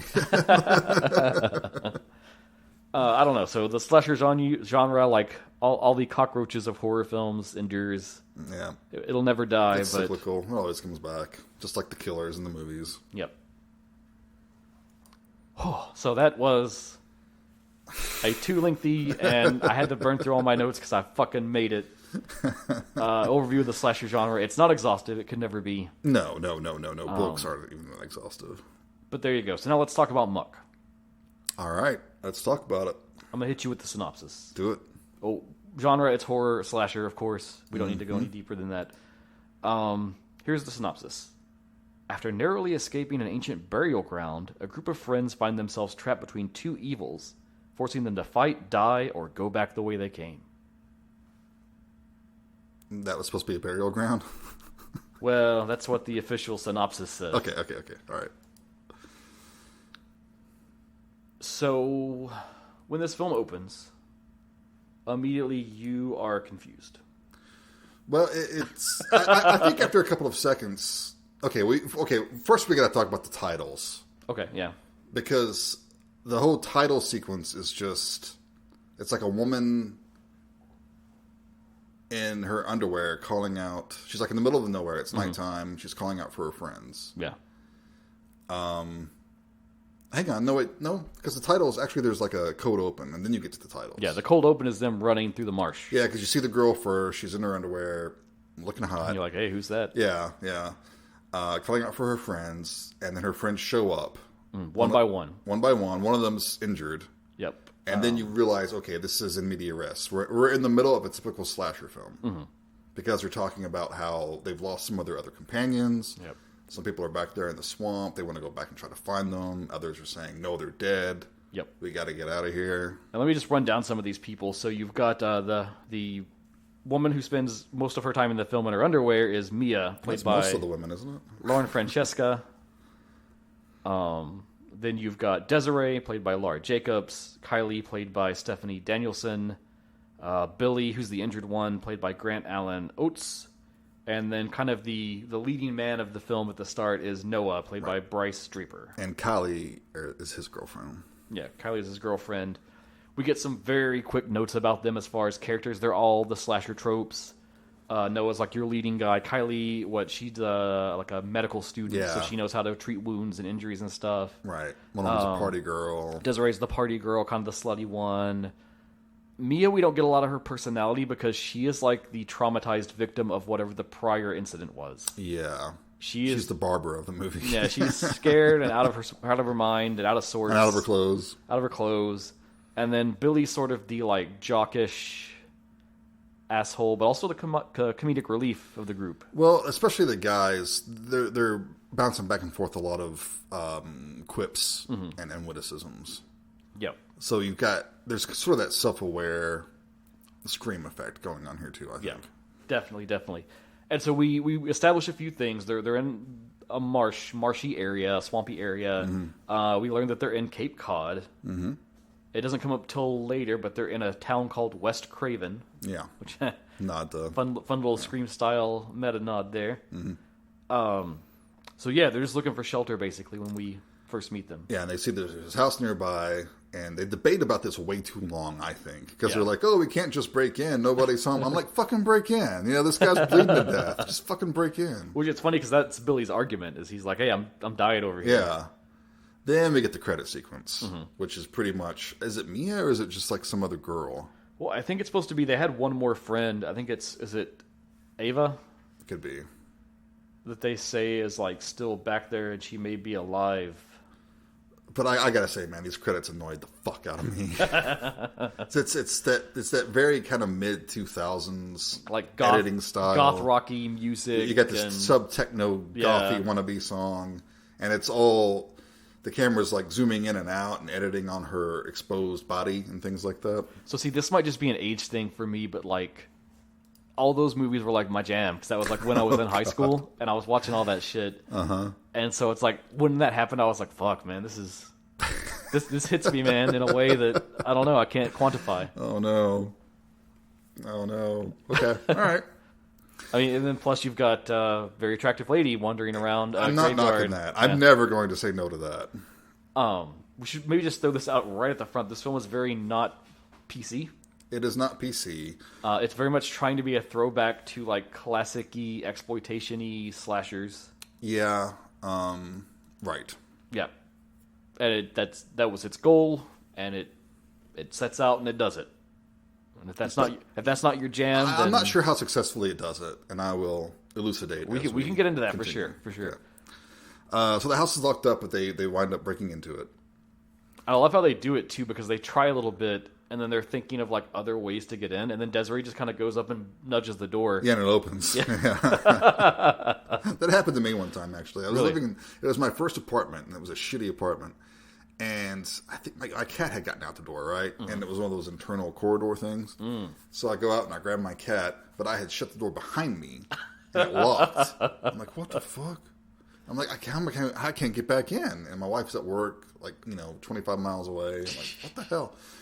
And I just kind of give it a hard push, not like to the show, just with my hand. And it just breaks open. I'm like, oh, I feel so secure. Well, I mean, until I got used to it, I thought that was how your basement door was. Like, I would come over and be like, oh, Jason forgot and left it locked. And you'd be like, no, you just got to... It just sticks. Yeah, it just sticks. So they get into the house. They find shelter. It's seemingly abandoned. They post up Billy on a couch. Mia grabs a blanket and huddles up in a chair. Yeah, they can't find a phone. Can't find a phone. But they find booze, and they immediately start drinking. Well, Desiree starts drinking. Yeah, she's the party girl. She's a party girl. That's what Even she though does. they're all being hunted or whatever, that she's going to start drinking. And so there's this big debate about Noah wants to run for help because they're not that far from civilization, if he is correct about where they are. And so he's like, you guys stay here, huddle up together. I'll run and get help and come back. And they even have a self-aware conversation about what's going to happen. I loved this scene, yeah. Because Billy, the one that's bleeding out, basically saying they're in a horror movie. And he's saying, you're going to die first, and then I'm next because I'm wounded. And he lays it out, and it's very funny. He's like, well, Desiree's going to die. Cause yeah, she's a slut or something like that, yeah. And then he's like, and then I'm injured, so of course I'm going to die. Yeah. And then he's like, Mia's already out of it, so it's just a matter of time for her. Yeah. And then he's Kylie's the smart one. And he's like, but Carly, you're the smart one. You're modestly dressed. Yeah. You're going to be the one that survives to the end. We won't even get to see your boobs. Right. And kind of just lays out all of those slasher tropes that we know. Yeah. They do kind of a half-assed search of the house, which bothers me, but they don't find a first aid kit. No. But you think they could do something about Billy's wound. Yeah. I mean, because it's like gushing blood. I mean, it looks bad. Find some linens or something. Wrap it up. I don't know. I did like that, too, when they first get to the house. He tries to downplay it, and he's like, oh, it's not that bad. And then the camera kind of shifts, and you see it just starting. It's like... bloop, bloop, bloop. That looks pretty bad, dude. Let's see. So Des, the one who's drinking, decides, oh, I'm filthy. I'm going to take a shower. Yeah. Of course you are. She flirts with Billy a bunch. Yeah. So he's like, I wish I could come up and join you. And he's like, hey, Mia, why don't you go shower with her? Which you could see that. Even though he's bleeding out, he's still a horny fuck, which I appreciate. I like his attitude about it, though, because he's like, hey, if I'm going to die, I might as well try. Yeah, die happy, right. So she goes to take a shower while Kylie goes downstairs. Right, because ultimately Noah convinces them, like, hey, I'm going to go. Right. My cousin's in the area. He can come with his car. We can get out of here. Yeah. And he runs off into the unknown. Yeah. And, like, Kylie's going down. None of the lights seem to work for very long. They turn them on and they go off. But we get, like, a glimpse of, like, some pale bodybuilder or something. Yeah, it's a cool shot, though, because it's like she's there and she looks away, and then he kind of leans in out of the darkness. Yeah, that was all right. That was and this is our primary antagonist and slasher, one of several slashers in this film, Grossum Crudel, played by the Kane Hodder. I mean, you never get that name, and you don't. You don't get a lot of information in this movie. You do not know. But I did not recognize this as Kane Hodder. Oh, really? I didn't know until the credits that this was Kane Hodder. So, fun trivia about this film: I believe this is the first time he ever appeared shirtless in a movie. Yeah, because he has the scars and everything, and doesn't really. And they kind of leaned that into his design. Yeah. Good look, intimidating look. Well, it's Kane Hodder. He does have a bit of like a wrestler vibe where there's no other costuming going on, but yeah. And he is one of several sort of albino cannibal killer tribe that exists out this way in the marsh. Yeah, they're ungodly strong. They all have cool fucking badass like D&D character sounding names, none of which you learn until you see the credits. Right, you have to watch the credits to get their names. And yeah, Noah's on foot looking for help. He finds a bar full of hot chicks. And this is when I was like, oh, it's St. Patrick's Day. Yeah. And we get now one of the weirdest interludes to put into the middle of a film where this is the plot that's going on, as we spend maybe the next like 15 minutes just in this bar. Yeah. And it's not trying to be Twin Peaksy, but it kind of is Twin Peaksy just because it's fucking weird. And it's like your friends are at a house dying right now. Yeah, he's taking his time. He's like ordering a drink. There's this whole subplot where there's a lady there who's like a kind of older woman, kind of cougar. I think her name is something Cougar, isn't it? It's Victoria Cougar, played by Gia Scova. Yeah, so Noah comes in, and Noah's a good-looking guy, but, I mean, this dude is fucking filthy. He's been traipsing around in the swamp and shit. But all these girls look at him, and it's like, oh, they're like taking bets on who's going to fuck him first. Yeah. I'm like, really? Yeah, and they kind of set up that Victoria's had some like troubles with her husband, and they're like, oh, you should go after him. It's your birthday. Yeah. But and then we get an extended... Noah should be going directly to a phone. Yeah. But he's like, I'm going to get a drink. And then he's like, I better go to the bathroom and wash off. And we get an extended scene of where he is in the bathroom with his shirt off, trying to clean up. And then Victoria is in the women's bathroom trading clothes with one of her friends. Yeah, this is one to have of a sexier outfit. One of the first of the many girls looking at the mirror at themselves and touching themselves. Total just changing. like cheesecake scenes. That makes absolutely no sense whatsoever. Yeah. But you know what? I'm going to say this. I appreciate them because, like many old 80s slashers, they are equal opportunists. Because we get Noah shirtless, kind of... Yeah, but that's like the only scene where we get a dude, and there's several with girls. Oh, there's another scene at the end. Yeah, I guess. A character we've not met yet. It's still not nearly as gratuitous as with the women. But my point is that's something I always appreciated now looking back at like Friday the 13th. Like every single character in that is like sexy and hot. The girls, the guys, Yeah. That's cool.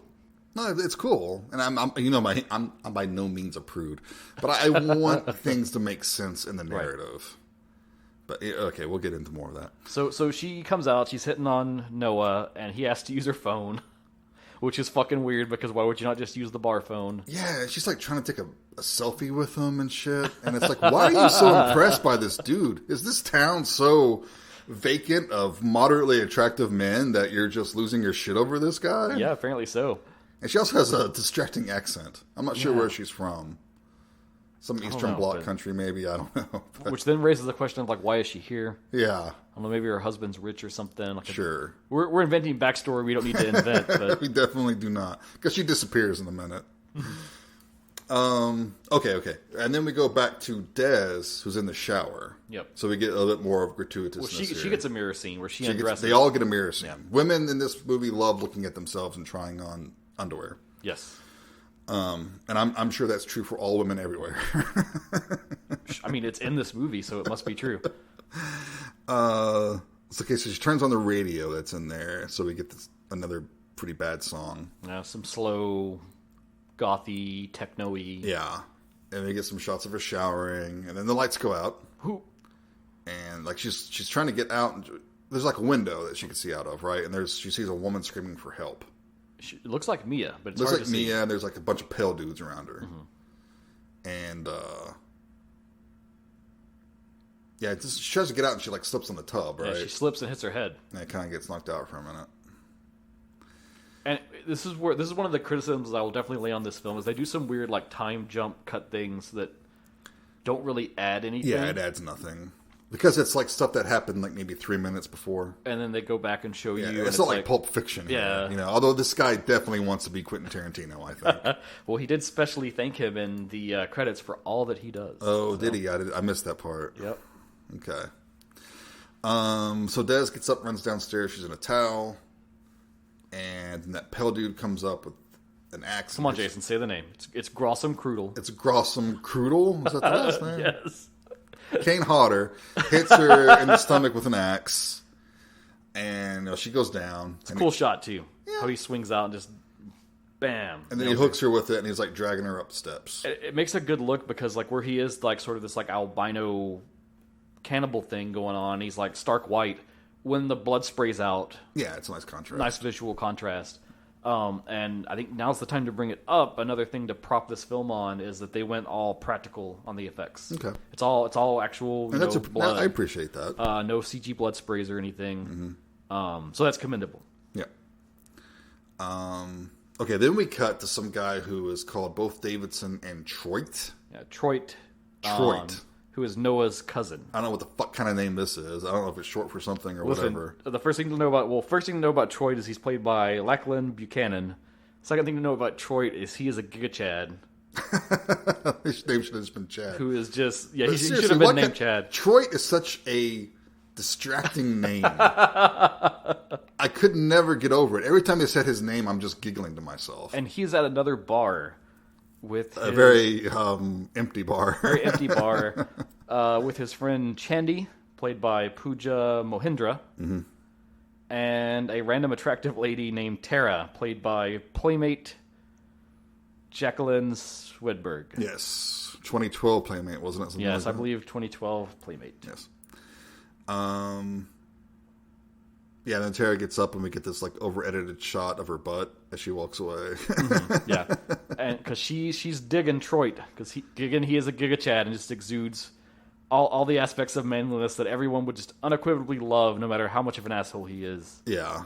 So Noah's calling this dude, and he says, "Come pick me up in West Craven." Yeah, and that's all the information he gives. And again, they do the meta jokes. He's like, "Dude, this better not be some Wes Craven bullshit." Yeah. But how does he know where to go? Right, yeah. It's very vague. Meanwhile, we get Tara in her bathroom mirror scene. Yes. And this boggled my mind. And this is fucking weird. Okay, so Tiffany didn't really watch the film with me, but she was in the room, and she would kind of pay attention and fade out. Right.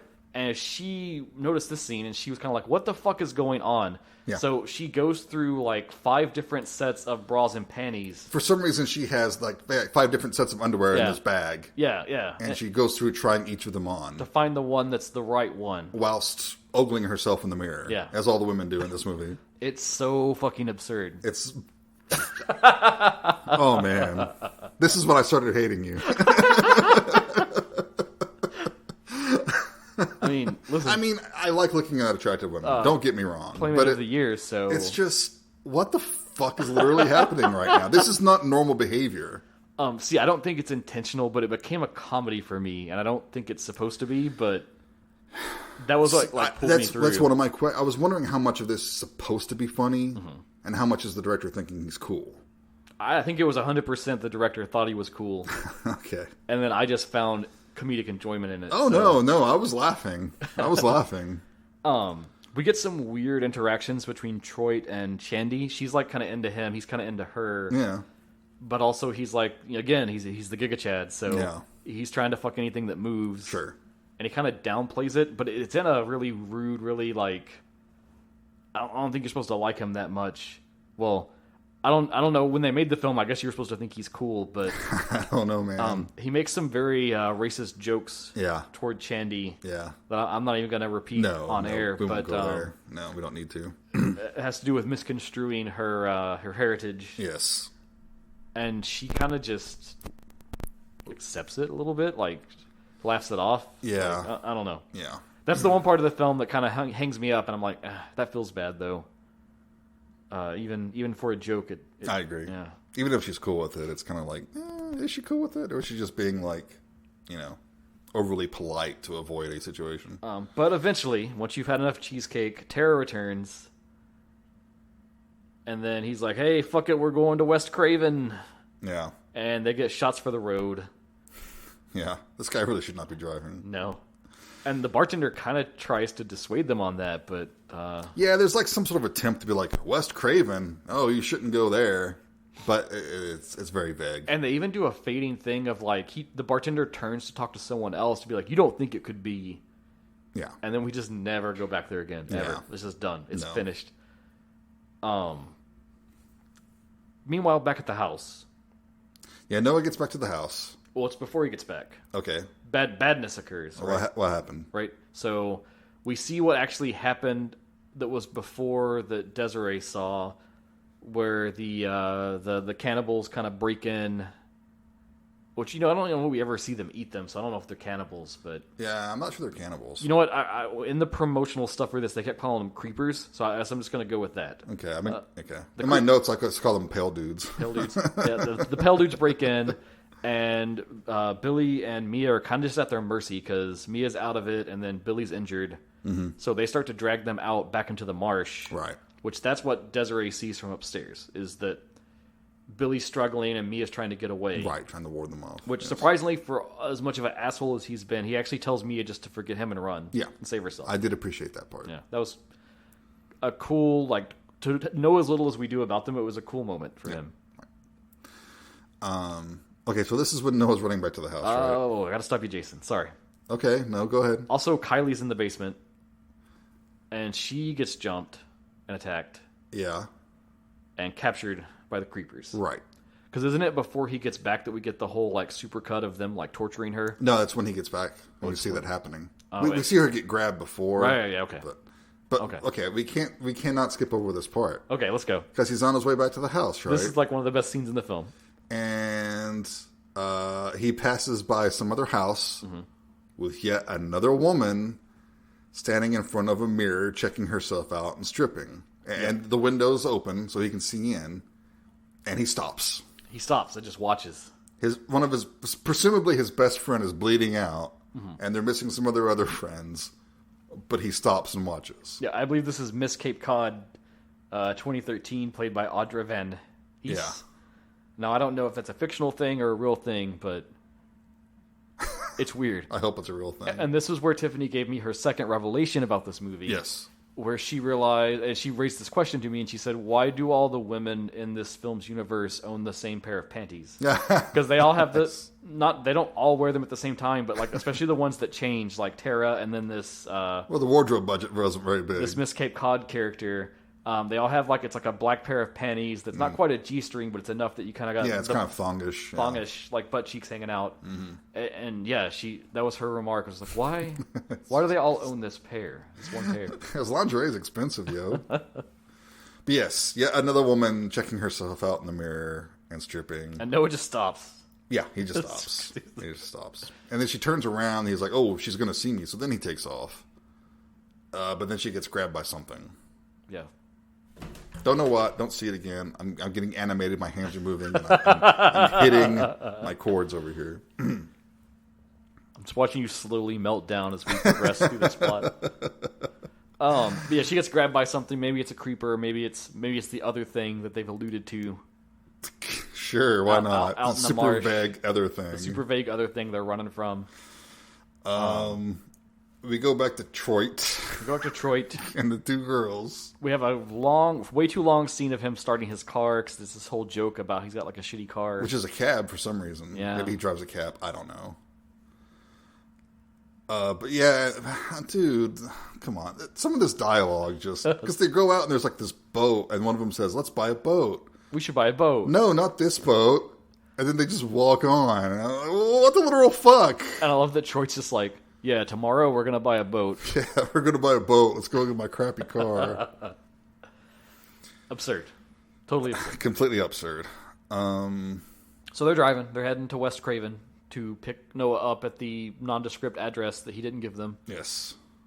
They say it in the movie. I've already forgotten it. I watched it yesterday. Dude, I don't think they say the address. They do. Are you sure? Because it's in the credits, too. They credit the house. They credit the house, but he never says the address. But we know the address. They mention it earlier before the call. The characters mention the address to each other. Yeah. So Troy knows where to go? No, Troy doesn't. How's he know where to go? He doesn't. That's the thing. They never do that. But early in the film, I think when they first get to the house... Yeah, it's like number 7 something. Blah, blah, blah. But they never convey that information to Troy. So how the fuck does he know where to go? I guess Noah's got like a GPS chip in him. Maybe they were always getting into trouble when they were kids, you know. Okay.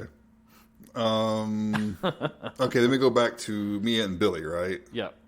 Well, Billy's dead. Mia's on her own now. Yeah, they set him on fire. They pour gasoline on him on fire. Pretty brutal. Yeah. And then, like, something drags him off screen. Yeah. We don't see what. So Noah finally gets back to the house after having stopped to peep. And just in time to see a naked Kylie get thrown through the window. Pretty epic moment. And this is where I now kind of like that first scene where they do the meta joke, because they subvert, like, everything. Right. Because she does die, and we do see her tits. She does die. We do see her tits. We don't really see much of Desiree, which is funny, because she was supposed to be the slutty one. We see her die on the bed at some point. Yeah. Oh, but I mean, what you mean physically. Yeah. Okay, right. As far as, like, nudity content. Right. And then Mia outlasted the whole group. Yeah. Which is also funny. So she dies telling him that everyone else is dead. Nora runs into the house. There's blood everywhere. Then he hears some noises. And I guess he goes to the base. The editing kind of sucks in this movie. I'm never really sure about the spatial awareness of anything going on. But I guess he goes to the basement. And that's when we see... wait a minute. I'm pretty sure we see that torture scene before he gets to the house. Yeah, you're right. We do. Yeah. We do. But it's just a long, drawn-out torture scene where they have Mia, or not Mia, they have Kylie, and they strip her naked and start cutting her up and stuff. Yeah, that's right. You're right. But he runs down, and there's one of those pale dudes down there. Yep. And he starts fighting him. He puts like a piece of metal through the dude. Mm-hmm.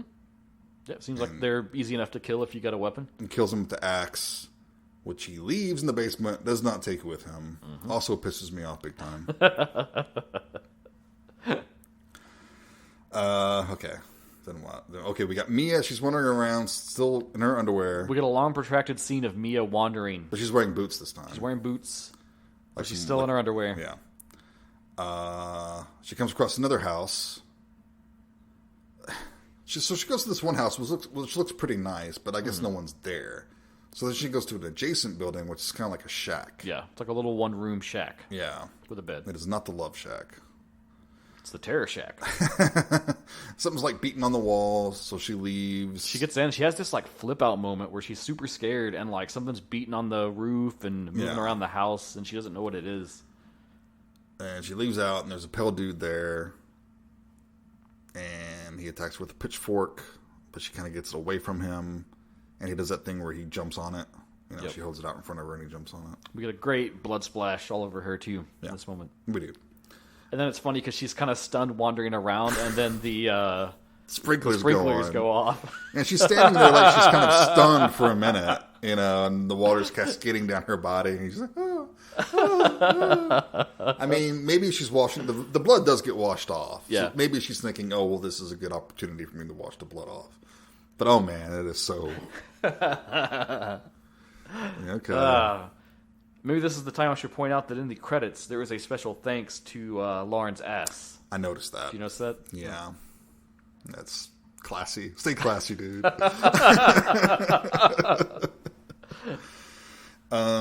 Okay. So we're back to Detroit. Yep. They're in West Craven, but they're not quite there yet. Yeah. They're driving along, and then they see all the pale dudes lined up on the road. Yep. It's 4 of them just standing there. Yeah. And they stop. And it's funny because they debate about what to do at first. Yeah. It's like, obviously run them over. Right. One of them is saying, just run them over. I can't run them over.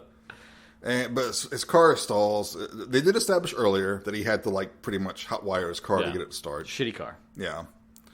So he's trying to restart it, and then the guys start advancing on them, and there's this annoying kind of frame rate thing going on that makes them look jumpy, which I find annoying. Yeah, and there's no other scene in the film that's like it either, so it's kind of like, why did you do that? It's like he just wanted to try this out. Yeah. Well, I'm going to try this. This film has a lot of very much like first filmmaker energy to it. Very, very student filmy. So the dudes are trying to break into the car. We get some tasteful close-ups of the girl's boobs jiggling. Yeah, I love when they first break the windshield and there's the slow-mo shot of the glass shattering into her cleavage for no reason. No reason. Well, there's a reason. Well, yeah, there's a reason. A narrative purpose. No narrative purpose. And there's this really annoying guitar riff that plays over and over. So they're getting out and they're fighting, and Detroit kills one with a pitchfork. Pitchfork's a good weapon, apparently. Yeah, they should stop bringing the pitchforks because it seems like that just doesn't... Yeah. They're going to take them and use them against you. Okay, in this part, I'm like, what the fuck happened? Yeah, so this is... They kind of try to rope back in the other creature that we don't know about. Which is vague at best. And they thought the best way to do that was to make it as maximally vague as possible. So suddenly the car flips over, crushing and killing 3 of the creepers and Tara. And this is done in such a sloppy, what the fuck kind of way. I mean, it just kind of happens. Literally, you don't know what's going on. It's like, you don't see any creature or anything like that. The car just, flips over on its... And then they use Troy to kind of narrate, something happened, something flipped it. It crushed them. Yeah. Okay. It's weird. Yeah, and then they're saying something like, something scared these guys. I'm like, I'm glad you understand that, because I'm not getting that. And they're afraid of whatever's out in the marsh. Yeah. Oh, and there's some more great dialogue about how he smacks her on the butt. Yeah. And he says, I just saved your ass so I can smack it. And her reply is, that makes sense. Again, he is the Giga Chad, and he just exudes this aura that I guess she's powerless against it. Twists reality in his favor. So, I mean, look at you and me, Jason. We're just pansy soy boys over here. So. We are. We really are. Truly. Or we'd be hanging out with chicks who look at themselves in the mirror while changing. Yeah. Alas. Okay, they come upon Noah finally. Yeah.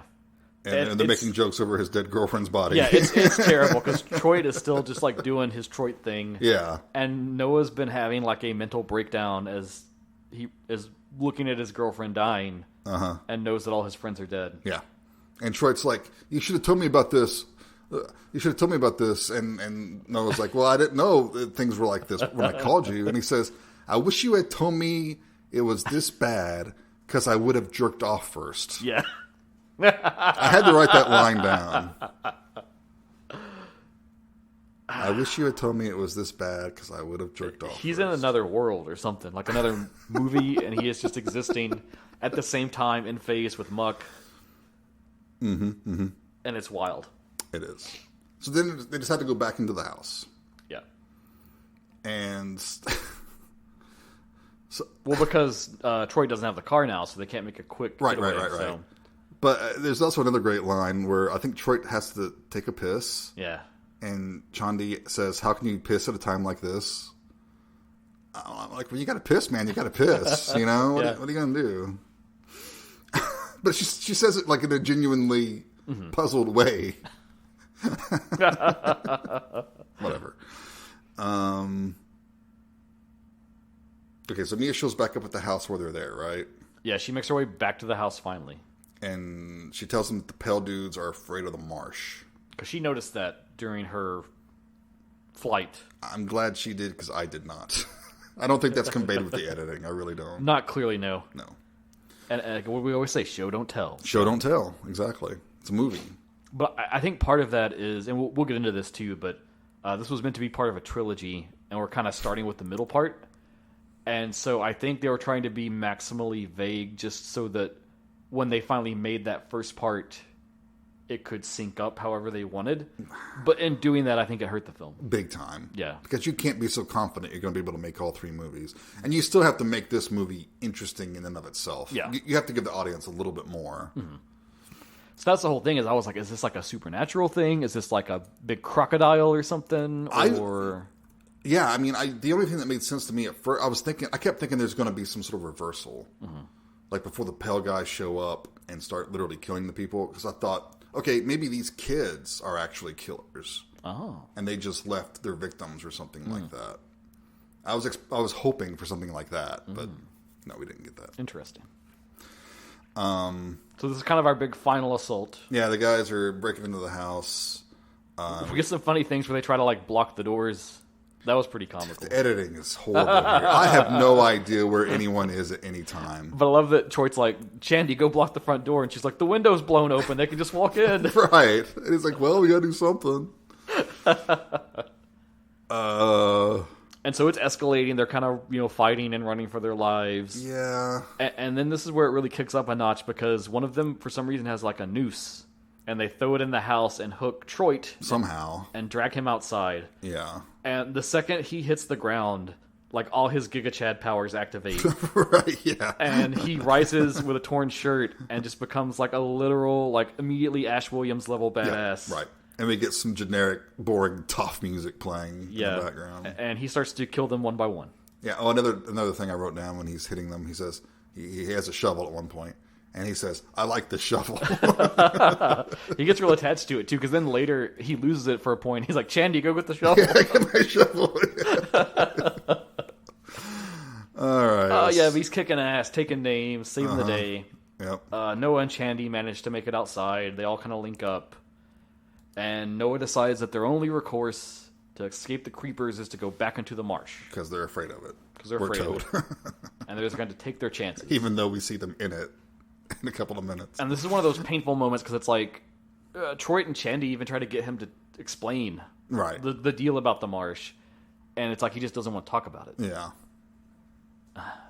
You got to give us more than that. I'm sorry. So they start making their way out there, but there's one ill and determined creeper left that comes after them. Oh, we cannot pass up the slow country-like ballad that plays whilst they are walking for a few minutes. True.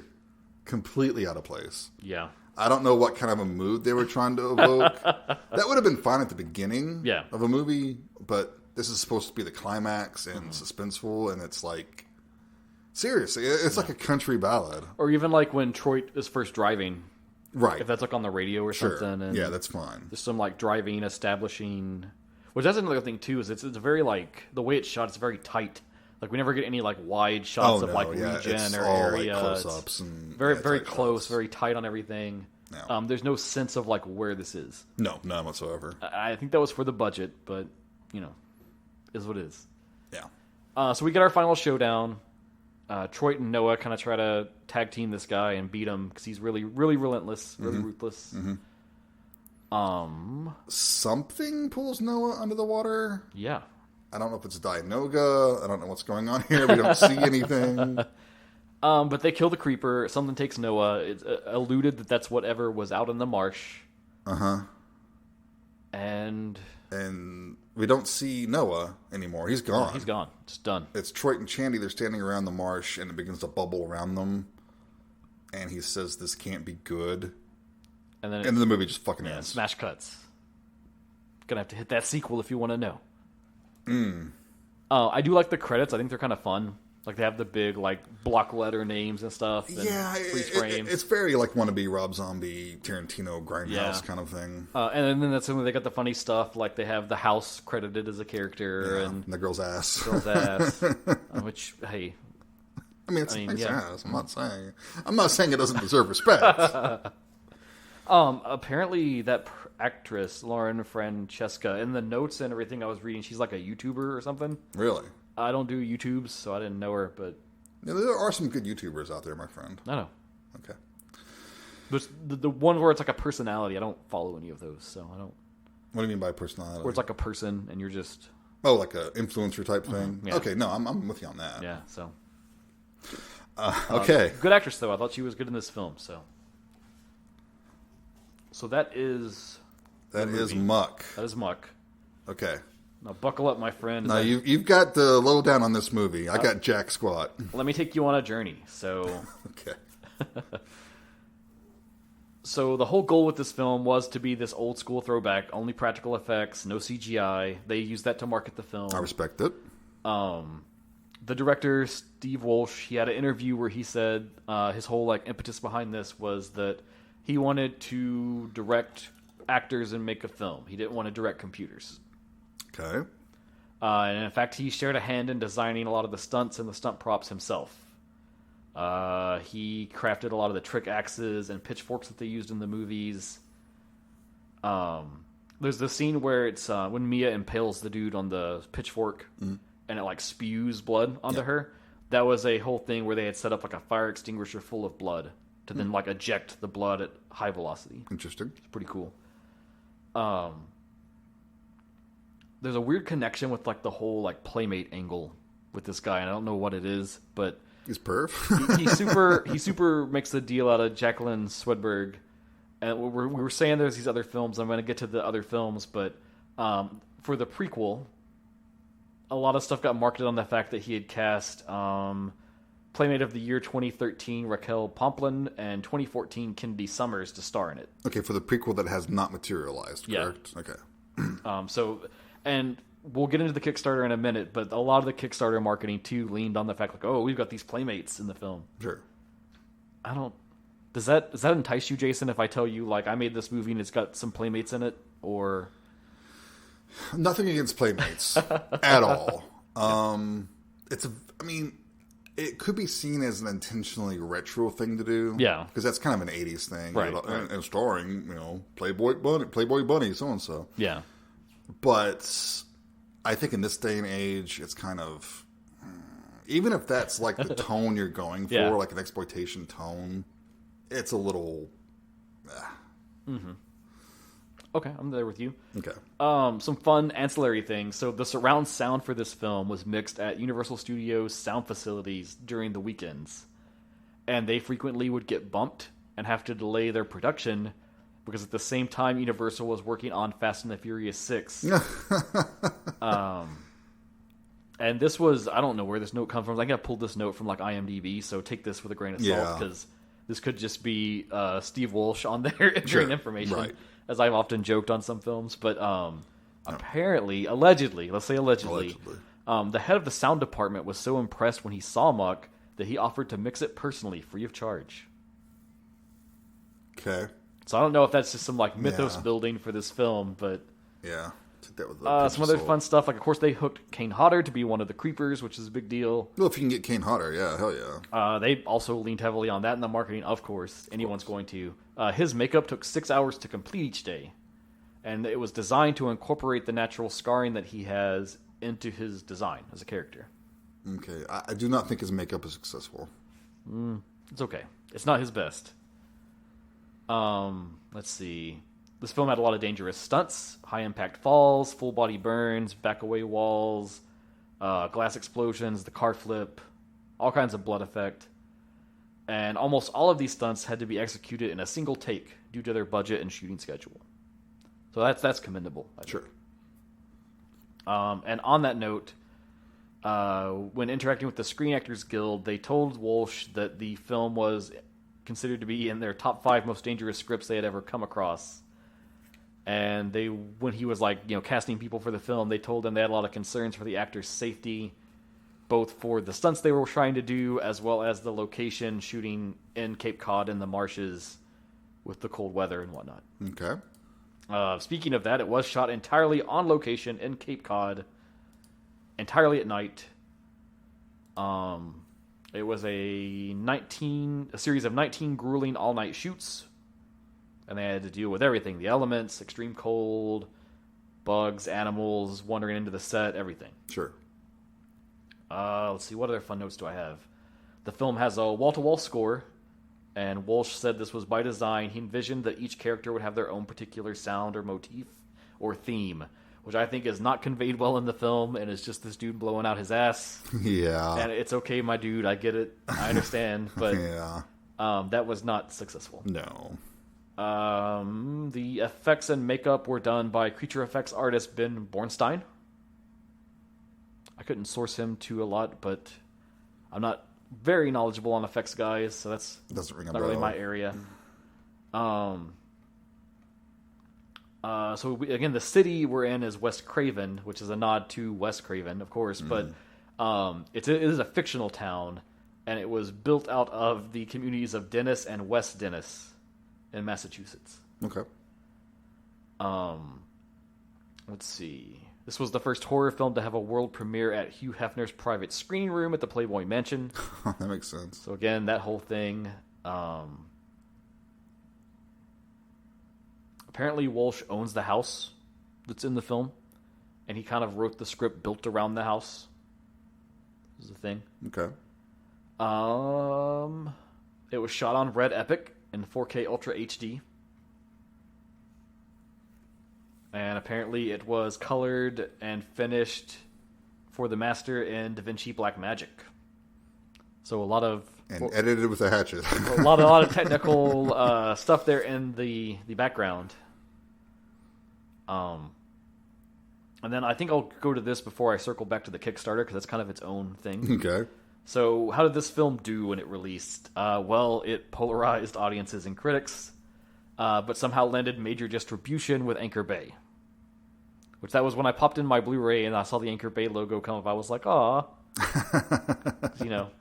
They're kind of not a thing really now these days. Right, but, yeah. They used to be, Anchor Bay was it. And so it's generally kind of, what praise it does gets it for being kind of a throwback to old school slashers and horror films. But most of the reviews are primarily negative at all levels, both on a technical level, as a film, as a thing that can be enjoyed. It's, again, I think I set it up last time. I said its Letterboxd thing average is like 1.5. Sure. Every friend I have has given a 1 or a half star. So. Yes. It is not a good movie. Ostensibly, on a technical level, it is not a good movie. But yeah, there's this Kickstarter. So no, I want to get into this, and then we can finally wrap up this monster of an episode. Okay. Because I think this is probably the first time we've covered a film that's got a Kickstarter. I can't think of one. Like we before. talked about the Dookie doc, right? Which is cool. Yeah. That Indiegogo crowdfunding thing, but it's not out yet, so we can't really judge it. So yeah, this film was like mostly made, but they needed additional funding, and they turned to Kickstarter to get it.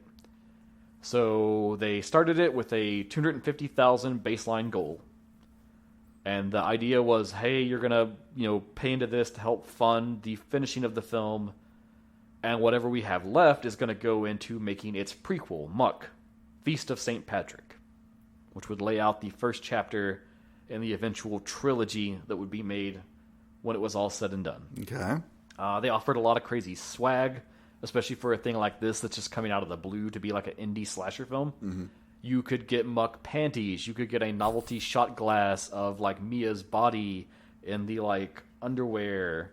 The like playmates and more attractive people of the cast. You could get a personalized Vine sent to you where they said, "Hey," and "What's up?" I guess. Mm-hmm. You could also pre-order the film on DVD or Blu-ray. And so in the end, it finished in December 12th, 2014. With 832 backers, raising $266,325. Okay, so they got their goal. They did it. We go on into 2015. The film got its release. Mm-hmm. Everyone got their stuff. Movie bombed. Mm-hmm. But we've got this prequel coming, right? Because they funded it. So time goes. So that was supposed to fund the prequel and Muck. It was supposed to finish Muck and begin funding the prequel. Okay. So that's where we are. So Muck comes out, it bombs. Mm-hmm. Whatever. They're not worried about box office. It's okay. It's fine. Mm-hmm. They carry on. Obviously, making a film takes a long time. We know that. Sure.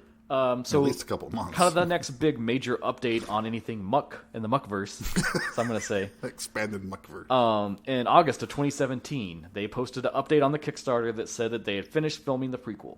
And they're going to move into post-production. 2017, you said? 2017. Okay. Now, this Kickstarter was in 2014, just to set that up. So they had been waiting, 3 years to get to that point. Mm-hmm. And it is now 2023. We'll get there. We're okay, going. all right, okay. So that happened. After that, there was kind of radio silence. There was never any more updates. Not the director's radio silence. No. Okay. And there were no formal updates to the Kickstarter until April 1st, 2021. Okay. 4 years later. 4 years later, yeah. Radio silence. Maybe he was posting on Twitter, or maybe they have a Discord. I don't know. I didn't go that deep on it, but right. On the Kickstarter page, they did not post an update for 4 years. Now, I don't know how much we want to talk about Kickstarter really quick, but as someone myself that uses Kickstarter a lot and backs a lot of projects, I think it's cool. I think it's cool to manifest people's ideas like that. Sure. To me, this is a big no-no. Because even if you have production trouble or delays in whatever you're doing, you should still be giving regular updates, even if your update is just to say, hey, we're working on it and we don't have anything to show you. But yeah, at least have some behind-the-scenes photos or something throwing out there, you know? So, if you're asking me, that's a big no-no on a Kickstarter. But extremely. Then here's what happens. This update on April 1st, 2021, they state, I'm assuming this is Wolsh, the director, because he's the one that ran the Kickstarter. There's been a lot of drama and a lot of twists and turns in making this movie. It's still coming out. It's almost done. They're 90% through post-production. Okay. So 2021. 2021, 90% through post-production. Okay. No further updates were posted until January 5th, 2023, nearly 2 years later. Okay. I'm going to set that up again. 90% through post-production. 2 years later, there's an update. All right. This update was to say, the film's coming out this year. It's coming out imminently.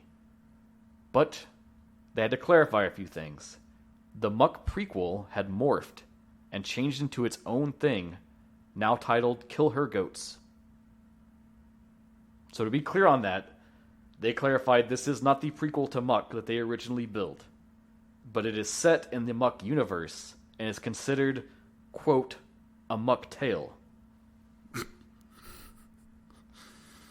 Okay. Okay, I'm looking at the poster right now on IMDb. At the same time, they started another Kickstarter, a supplementary Kickstarter for Kill Her Goats. Not to fund the movie, because the movie was done. This was to fund a sort of boutique VHS release of the film. Because, there's this whole thing now of, like, retro thing. Retro VHS thing's a deal now. And they're like, we want this movie to be on VHS too because, It looks like shit, but, okay, whatever. And so it acted as kind of a pre-order for the movie and some swag, like shirts and blah, blah, blah. And to help fund the production of a VHS run of the film. Mm-hmm. So that funded successfully February 1st, 2023, with 322 backers. Big drop-off from the first one. They raised $23,555 for a $10,000 baseline goal. Okay, so he's still getting people to invest. Yes. Okay, but not as many. So the film was finished. The film was released. They got their VHS thing. You can go to their website now and buy that. It's out. I don't think it's actively streaming anywhere. You can maybe rent it places. But they have a website for the film, and you can go there and you can buy it in several different versions. And that's the story of this weird Kickstarter that was tied into this film. And so now I want to pose a question to you, Jason. Yes. We'll get into our thoughts on Muck in a second. And I think it's clear if you've listened this far and haven't turned us off yet, you understand that in some ways I am favorable toward this movie. In some ways. You did bring it. I mean, I did pick it. And so my question to you is, pretending that you are someone that would have backed this Kickstarter. Yes. Because you like the idea of it, and you're like, yes, I want a throwback slasher with a lot of nudity and blood and practical gore. Sure. And that sounds cool. I want it. Mm-hmm. Was this ethical? What happened here? Like, not at all. Super delay, and then they turned it into a different movie? Yeah. No, it's not. It's weird, right? And it's odd because, like, there's not a lot of action on their Kickstarters as far as, like, the comments and stuff. Mm-hmm. But I never really saw anyone complain about it. Now, I don't know if that's, like, they're going through and deleting comments or what, but right. It just seems really weird. Yeah, they could easily go in and delete anything. It's weird, right? It's weird. It's not ethical. It's not right. They funded a prequel in 2014. It took till now to make it, and it only got made because they changed it into a completely different thing. Yeah, I looked at the trailer with the sound off. It's been playing here, and it's got Playmates in it. I'll tell you that. And it looks like the same house, same locations. Yeah. Now, I will tell you this. I did some research on the film because I was curious. Mm-hmm. And I also riskily spent my own money to go buy the Blu-ray. I don't have it yet, but it's coming. Maybe. We'll see. No, people have them. I've seen pictures. Oh, they're actually, okay. Yeah, it exists and is a thing. It does actually exist in real life. It's set in West Craven. And it has lore that builds on the lore of West Craven as a location. The lore that doesn't exist at all. The lore that doesn't exist except in this guy's mind, I guess, where he conceives some a trilogy. Scribbled cocktail napkin. So I don't know if it will tell us anything more about Muck, but it's a Muck tale in the Muck universe. It's got this goat dude. Yeah, Goatface. Goatface, is that his name? And he's played by Kane Hodder. Looked pretty cool, I thought. Good to give him a costume this time. Mm-hmm. But yeah, it looks like a lot of the same thing. It's you got a slasher killer running around, offing people. He's got a chainsaw, which is kind of cool. Yeah, I'm seeing girls jiggling around in the trailer. You've got girls skimpily dressed, jiggling around, running around in their underwear. It's kind of the same dig again. Mm-hmm. Yeah. I don't know why it couldn't just be that prequel that he promised. Yeah. And people paid for. I think what bothers me the most is, even though it doesn't matter, I want to know what the thing is. What's the thing in the marsh? Like for real. I have a feeling you're not going to find out with this movie. I don't think so. So that is this movie. We've exhausted all that we can say about it other than our final thoughts. Uh-huh. Now, how do you want to do this? Should I go first because I brought it, or... Yeah, you go first. Okay. So, it's a weird movie. Even by the standards of, as a person that likes weird movies, it's weird. Mm-hmm. I appreciate their commitment to practical effects. I think that's easy to overlook when there's so many other things wrong about this film, but like that's a real commitment to make with a low budget, and then to stick to it and to generally do it. And I wouldn't say there were any gore gags that like looked bad or that gave me pause to be like, well, that's stupid. The only weird things were narrative things like that car flip. Yeah, editing, narrative. But the actual stunts are great, I think. I liked a lot of those. Yeah, they're acceptable. I also appreciate their intention that they wanted this to be a throwback. Mm-hmm. The sheer amount of nudity, of like these cheesecake moments, it's so over the top. I'm sure plenty of people have watched it and immediately turned it off because they're just like, fuck this, I'm not down for this. But I remember the first time I watched it, that kind of impressed me, especially at that time, compared to other slasher movies that were coming out around that time. That kind of impressed me. Okay.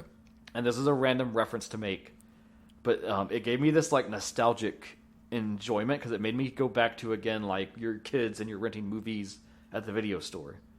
And there was an age, as we matured, where it was always a question of, but how much boobs are you going to see in this movie? Absolutely. You know this, Jason. I'm a child of the 80s. I know those. We can all deny it now because we're older and we know better, but that was a thing that existed and happened. I admit it. And, this film would be like, if this was the film that you picked up off the shelf, oh, you hit the fucking jackpot, dude. Like, shit. And then you're telling all your friends, oh, you got to go rent Muck. Got to check it out, man. Yeah. They got a Playmate in it. And so for even making me remember that a little bit, I kind of applaud them just a little bit because that's such a weird, specific memory to like pull on nostalgically. Okay. Which is cool. And again, I think I already mentioned it, but I appreciate that they're kind of equal opportunists. There's plenty of shirtless dude in this film too, if you dig that. It's very disjoined. Like there's a lot of like, it kind of wants to do the meta Scream thing. It kind of wants to do the throwback thing. I do like that the little Scream part, they kind of subvert everything that Billy lays out. Nothing goes the way he thought it would. Yeah.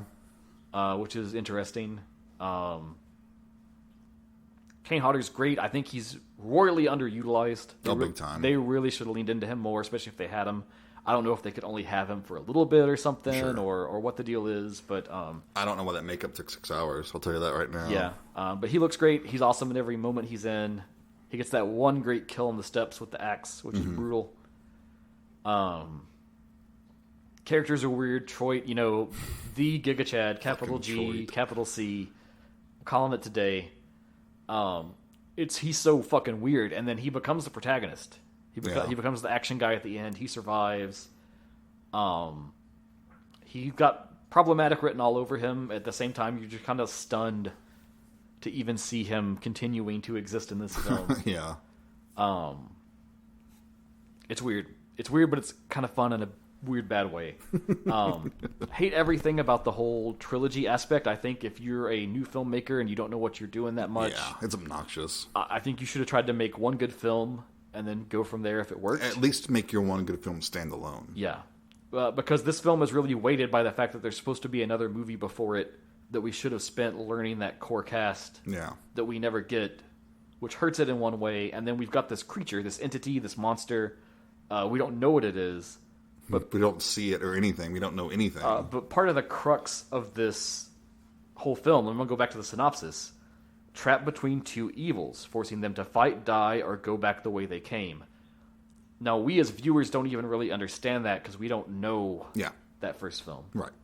And I think that hangs over the movie for the entire runtime, and then you never get a satisfying payoff with it. Right. And then, ostensibly, if it is a trilogy, and we're going into that third film, now it's Troit and Chandy, and so we don't even have a connecting point, really, to whatever the first thing was. Unless Noah's not dead or something, and he shows back up. And some twists. But, we're not going to see another movie. We're not going to see a sequel to this. Probably not, right? So here's I get to the conclusion. So, is this a good film? If we're talking technically, I think no. It can't be a good film. No. It's just the editing's all over the place. The music choices are weird. There's awkward dialogue. There's nonsensical plot points that clearly weren't intended for any purpose, but happen. But that said, I think there are admirable elements to this film. There's cool moments. There's neat kills. Whether it was meant to or not, there's a lot of funny parts. Like I was deeply laughing through a lot of this film. And then, hang me out to dry on it, I guess. But yeah, it does also help that the central cast is all super attractive. And a lot of the runtime, you just got ladies running around in their underwear. Nothing wrong with that. And that's kind of the goal of the film, I think. And it didn't aspire to be anything greater. It's not trying to be the next Silence of the Lambs.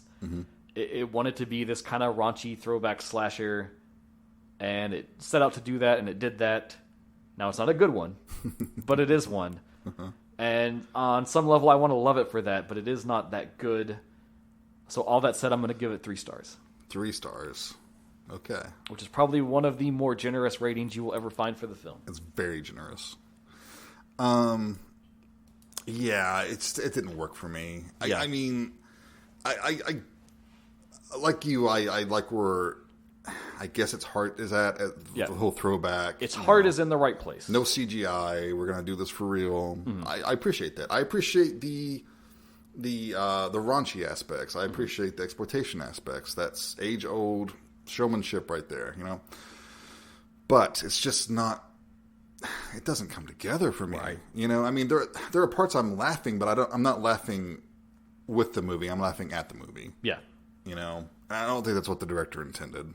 Probably not. No. I don't know what's going on half the time, and I don't mind a movie that's vague and doesn't have to explain things. If anything, that's the problem with a lot of movies. They over-explain the bad guy. Yeah. But you need a little bit more than what you're given here. Right. We can't even understand their plight. Yeah. Really. I don't know if these pill dudes are this force in the swamp I got to be told about because I'm not seeing anything. There's way too much, tell and not showing. I mean, there's just no story here. Right. There's no here. And none of the kills really stuck out to me as being cool. Like nothing I haven't seen 100 times already. I appreciate that it was practical. I'm down on that. No awful CG blood. I'm down on that. Oh, and we should say Kill Her Goats. It's also marketed on that same thing. It's all practical effects. Right. Same deal. Which, in theory, I love. I'm all about that. But you got to have the story and the talent to back that up with. That's to be a truly great one. That's your Nightmare on Elm Street. That's your Halloween. Even to be moderately enjoyable, there has to be. I don't think this guy's very talented. Oh. I think that's the problem. The editing is pathetic. It's terrible. There's no interesting shots. It's all very, it's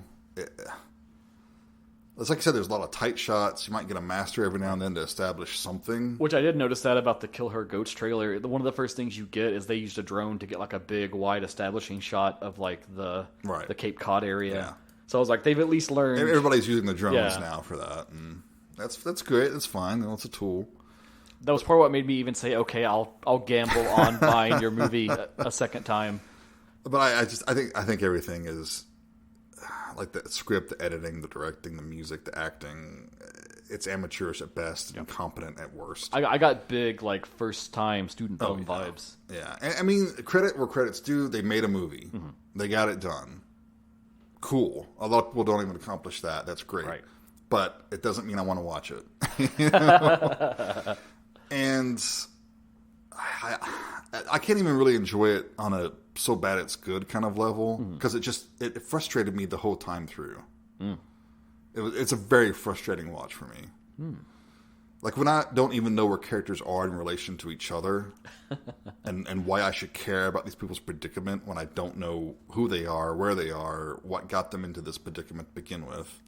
Speaking of that too, we glossed over this because it doesn't fucking matter, but the part when Noah's coming back to the house, on his return trip, he gets to a graveyard, and they do this whole thing where he pauses and he's nervous and worried about going through the graveyard. And it's but why? Is that a reference to the prequel that doesn't exist? And there's nothing happens. Yeah. And that's another thing about the whole spatial relationships. It's he seems so close to town. They all could have just walked to town and been fine. That was a thought I had the first time I watched it. Why didn't he call the police? Yeah. They've got people missing. His friend's bleeding out. He doesn't call the cops. And when Troy finally shows up, he says something about, "Oh, I should have called the cops." Yeah, no fucking shit, motherfucker. It's just. And then in the start too, Billy argues about that because he says, "Hey, go call the cops," and they're like, "We can't call the cops. We broke in this house." Yeah, I think people would overlook that. That's weak. Really? Yeah. That's a very weak excuse to not call the police. So it's too irritating for me to really enjoy. I'm afraid I have to side with those 1-star people. Okay. This is a 1-star movie for me. I would never fight you on it. I'll say that. Okay. So I'm glad you got more enjoyment out of it than I did, but it was just too frustrating. So definitely, if you have seen Muck or are somehow tempted to go watch it after this episode, write in, let us know what you think. I'm glad we did it just to... I think it made interesting discussion. I'll say that. Yeah. We had some fun talks. Uh-huh. And, it is one that doesn't come up too much, so we did it. We sure did. Other podcasts, what they're doing, great movies like Silence of the Lambs or all the classics, but you come to genre exposure, you get Muck. You get Muck. Yeah. So that brings us to we're gonna have our next film, and we're gonna do something a little different for this one. Yeah, what are we doing? I'm not going to announce the film right now. How are people going to know what to watch? We will release it through the social medias, and probably when this episode goes out, I will have it in the show notes. I feel like I jinx this every time I do this, but I'm going to do it. We will have a special guest next time. Yes. And they are bringing our movie for discussion. So okay. Look forward to that. Keep an eye on all the socials, and we shall make sure people know so that you can get at that if you want to watch it first. Now, is our special guest Steve Wolsh, and is he bringing Kill Her Goats? Well, after you just fucking savaged him, I doubt it. And I'm sorry, Steve, if you listen to this and are somehow still listening. Hey, that's how I feel, man. I'm 2 for 2 buying your movies, and I saw that you have a third one, and I may also purchase it as well. So that's what I'm going to say. Hey, he got a movie made. Yep. So props to what him. do I know? I haven't made a movie. So keep an eye out for what's coming next. It's going to be a slasher. Jason, you're going to bring us home on that whole thing with the final one, so no pressure. Yeah, no pressure. I set the bar nice and low for you with Muck. This has been a fun episode. Super fun, super great. Love talking about slashers. Write in, let us know what you've been watching. Send us film recommendations. Send us your slasher deep cut. Yeah. Even if we don't do it for this block as a listener episode, I want some. I know there's some I haven't seen. I love slashers. There's always more. They're great. And there's always ones that are really great you never find. So send us your little ones that you champion that's not just out there well known. Nice. You can find us on Facebook, on Twitter, on Instagram. You could email us directly at genreexposure@gmail.com. Get in those listener suggestions because we're going to start giving out stickers for them. You want a sticker. You know you want a sticker. It's going to be cool.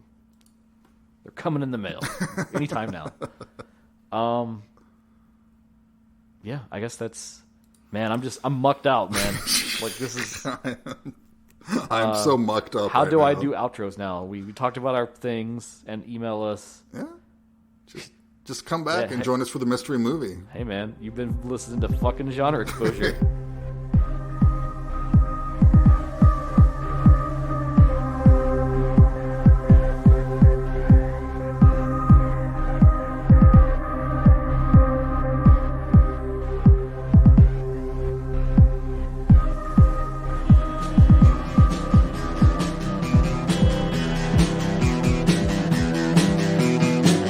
You're listening to the Prescribed Films Podcast Network, home to hundreds of hours of free podcast entertainment.